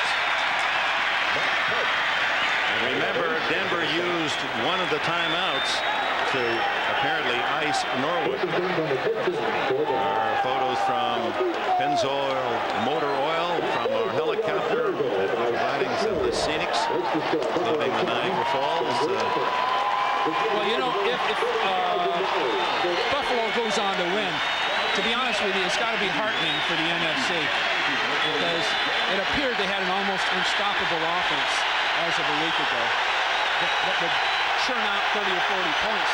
And now we're finding that a big hitting defense with a pair of safeties that can make the big plays can stop them or hold them down. And now 80,000 voices, and referee Hamer comes in to whistle this play off as there was something thrown out onto the field, golf ball or some small object.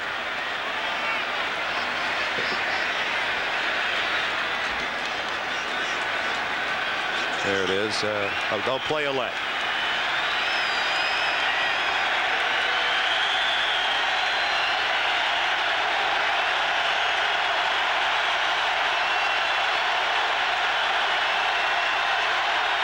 Just deafening din. Oh, Kubiak squirts out of it and then slides safely at the 26-yard line. First down. You know, you go the entire season not playing at all, and then you're in a championship game. You've got to give Kubiak every bit of credit. A man who threw only 5 passes all season and now playing for a championship. And down the middle it goes to Vance Johnson. All the way to the 50-yard line before Leonard Smith and Kirby Jackson make the tackle 23 yards. Beautiful shot. Excellent pattern. The protection was there. This is what we thought we'd see the entire game. You see him crossing against a zone defense. Nobody covering him personally. And he caught the ball between defenders. 3:18 left in the fourth quarter. 10-0 Buffalo. Thunderous noise at Rich Stadium. Johnson again to the Buffalo 43, but with those short passes, the clock keeps going, and now it approaches and passes 3 minutes left. The problem with this is Gary Kubiak hasn't been in on this kind of drill.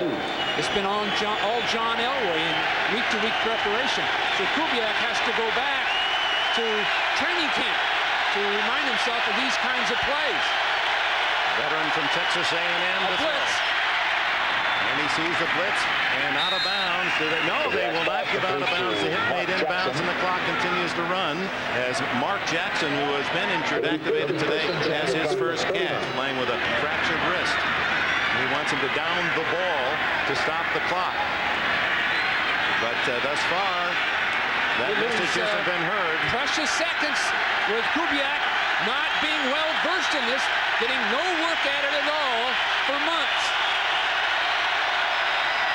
Lodish was into the line of scrimmage, and that will stop the clock. They got their clock stopped. They got that done.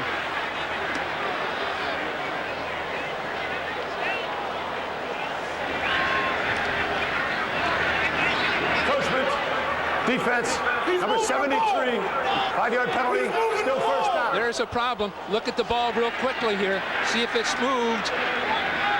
It moved and he goes.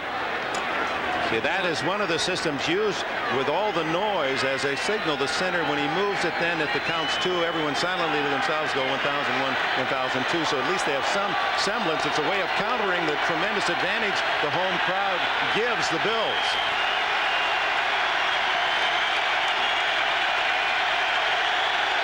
Dave Wydell, acquired from the Cowboys, is the backup center. Kubiak to Johnson, a diving catch. Does he have it? No. Time for one more play before the 2-minute timeout, and still 2 timeouts left for Denver. Well, they're going to have to get in the end zone right away. That's pretty evident. He could have had it. Would have been a tough catch. Could have had it. 2nd and 10 for the Broncos. But he's got to go down the field, Dick. He's got to go deep down the field now. This is the 7th time Dan Reeves' team has gotten into Buffalo territory. No points. They're closest to the goal line to the 11th.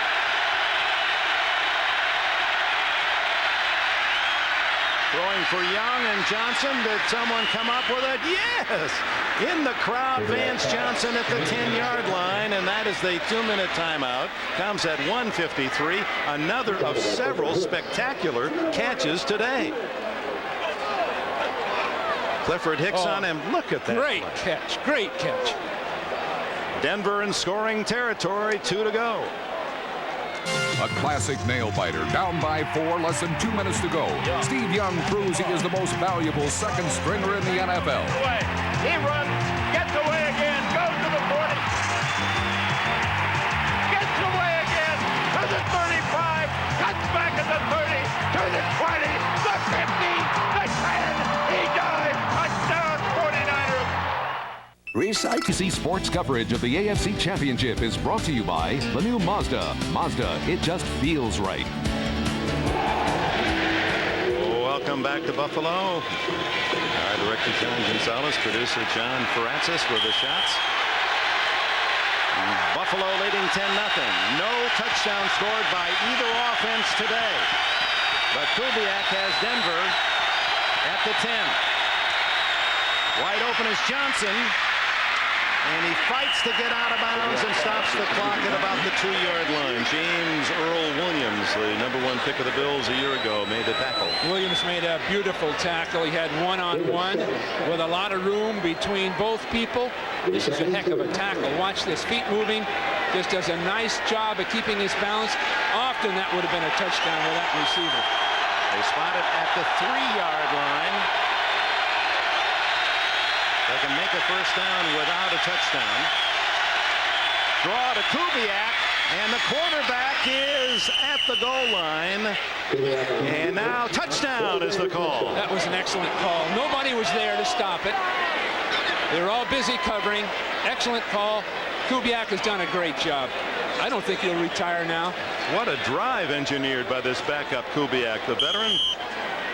Well, I tell you what, I think really John was hurting so bad trying to continue to play. And he was slowed to the point that he couldn't really function well. And maybe the move was made a little bit late. Treadwell hits it down the middle on the extra point, and now as he goes to the sidelines, Dan Reeves and Treadwell must be thinking about those 3 missed field goals. 2 timeouts remaining for Denver, and Kubiak has just taken the Broncos 85 yards in 8 plays for the first touchdown by an offense today to make it 10-7. Now with 1 minute 43 seconds left, the onside kick. Treadwell has it teed up. Look at all those Broncos way about 20-yard run up to try to get some speed going and then time the kick so one of them could get to it. It's scramble, and Denver says they have it. Let's see. Yes. Denver's got it. Boy, did they execute that well. That whole group timed it just right to be crossing the line as the ball was kicked. Now, the timeout they used earlier, I bet they wish they had it back. Look how that's timed. And that third bounce of the ball is the one you're always working on, especially on this kind of surface. They got a shot. Steve Atwater recovers at the Denver 49. So now a field goal would send this one into overtime, possibly, with 1:38 to go. Plays you practice from almost the first week of training camp. And Denver executes here for a championship. Super Bowl on the line. And a backup quarterback, Kubiak to Sewell. He fumbled the ball. And recovered by Buffalo.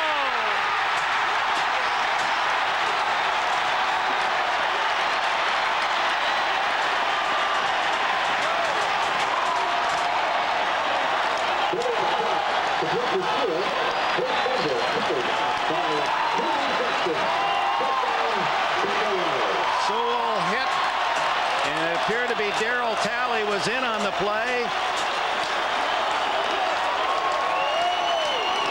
No question about the fumble. Did he catch it, Dick? I guess he did, didn't he? You'd be interested to see if they're going to examine this play, a championship game, whether they'll take a look. I guess not. Kirby Jackson credited with a fumble recovery at the 44 of Buffalo, and now Kelly will just protect that ball. Kenneth Davis behind it. Denver undoubtedly to spend the 2 timeouts. And this is hitting right to the game's end. That was Atwater. Timeout, but only 1 remains for the Broncos. Well, Sewell was thinking of running before he really had the ball. It's just one of those unfortunate things, but a great game, Dick. A great championship game. In a sense, some loosely played execution-wise, but the intensity of this ball game has been magnificent. And for a fan, and this is, I know Buffalo fans, that was a great play, and for Denver, a disastrous play. For fans, it denied Kubiak the chance at the Elway kind of drama, the backup announcing his retirement, coming into the game, and perhaps giving his team a chance. It would have been interesting without that fumble if Kubiak could have positioned them for a field goal to tie it. But that aside, Buffalo's defense, if they win today, will have won it. Hard to believe that the #1 scoring touchdown, Washington scored more points, scored more touchdowns, the #1 offense in the league, Buffalo shut out other than a field goal. The touchdown coming on Bailey's interception, the linebacker of the Bills. Davis trying to force the fumble. They have their final timeout called. Nope, haven't called it yet. Clock is still running. So Dave Treadwell, who had 3 chances and fumbled by Sewell, obviously in a very emotional state as his teammates try to rally him. Well, they came close to pulling it out. They really did. That onside kick, they were in excellent field position. Just one more, about 15 yards more. If they could have eaten it up, they'd have had their 3 points. 82,272, and they're all standing here at Rich Stadium. The final minute of play.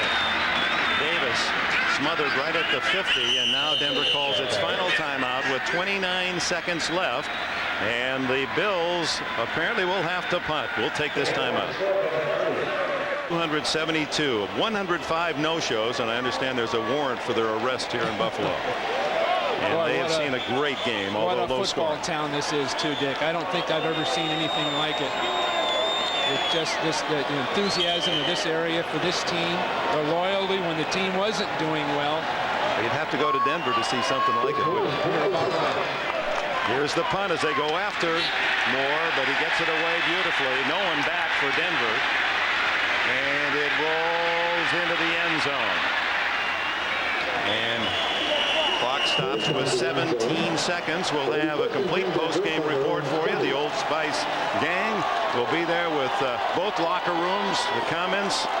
There'll be some highs and lows again. And Denver now with only some desperate chances as Bill Parcells warms up his vocal cords. 10-7. Denver's defense was true. Many criticized it, a soft schedule.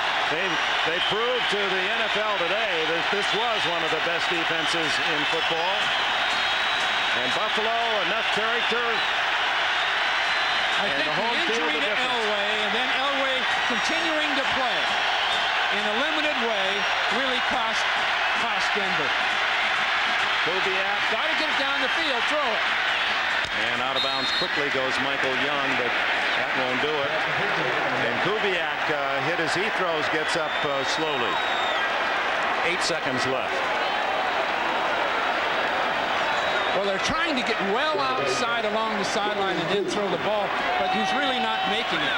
He may have a right-handed problem here. And of course, he doesn't have the strength of arm of Elway. And they're here where you're so desperate. He looks like it's his right hand. You just got to get the ball up now, get well down the field. First the last play.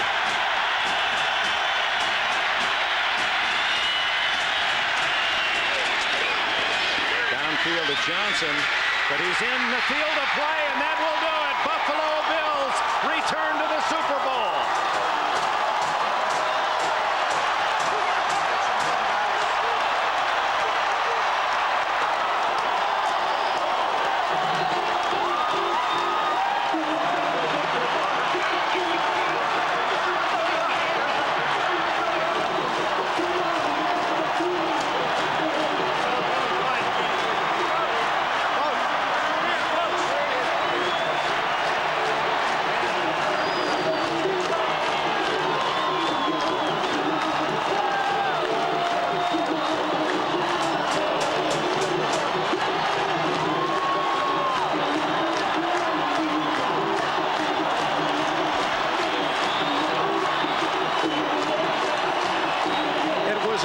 Football game, wasn't it? It was a great game, and the lack of execution, the misplays, demonstrated the intensity of the game.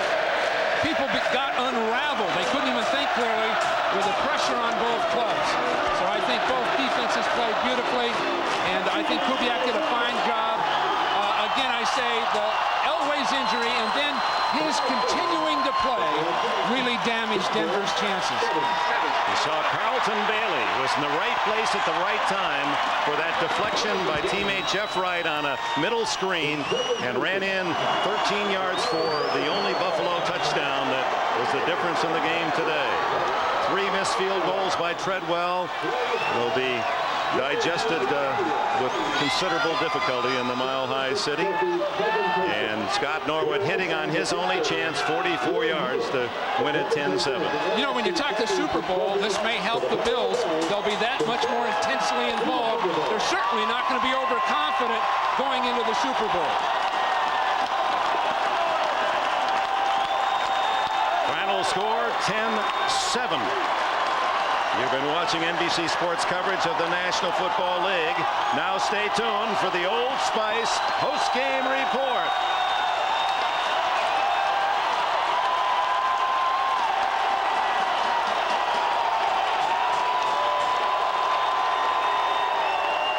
We're back at Rich Stadium in Buffalo, where they continue to celebrate. Buffalo has again earned a trip to the Super Bowl.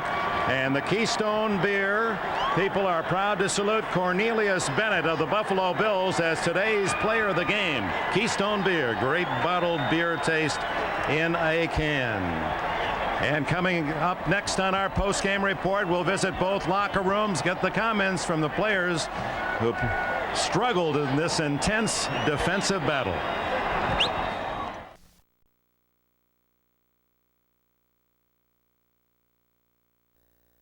As you look down upon the White House, 1600 Pennsylvania Avenue, a lot of history has been made here in Washington, and the Detroit Lions have rolled into town looking to create some history of their own.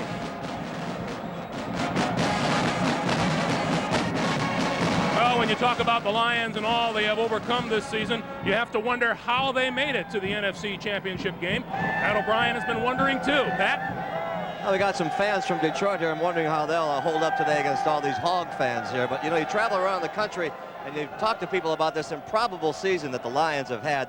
About the only thing this team really needs, I think, is a theme song. It's about the only thing they need besides a win today. You know, Atlanta had too legit to quit. Washington's got hailed to the Redskins. I think I might borrow one from Smokey Robinson for this team. I second that emotion.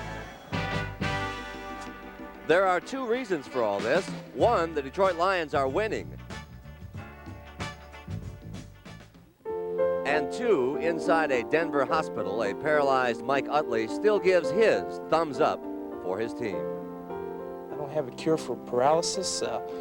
I'm not a miracle worker, but what I can do is go out and maybe play that much harder to win the football game. And if winning will help Mike's recovery, that's the only thing our team can control.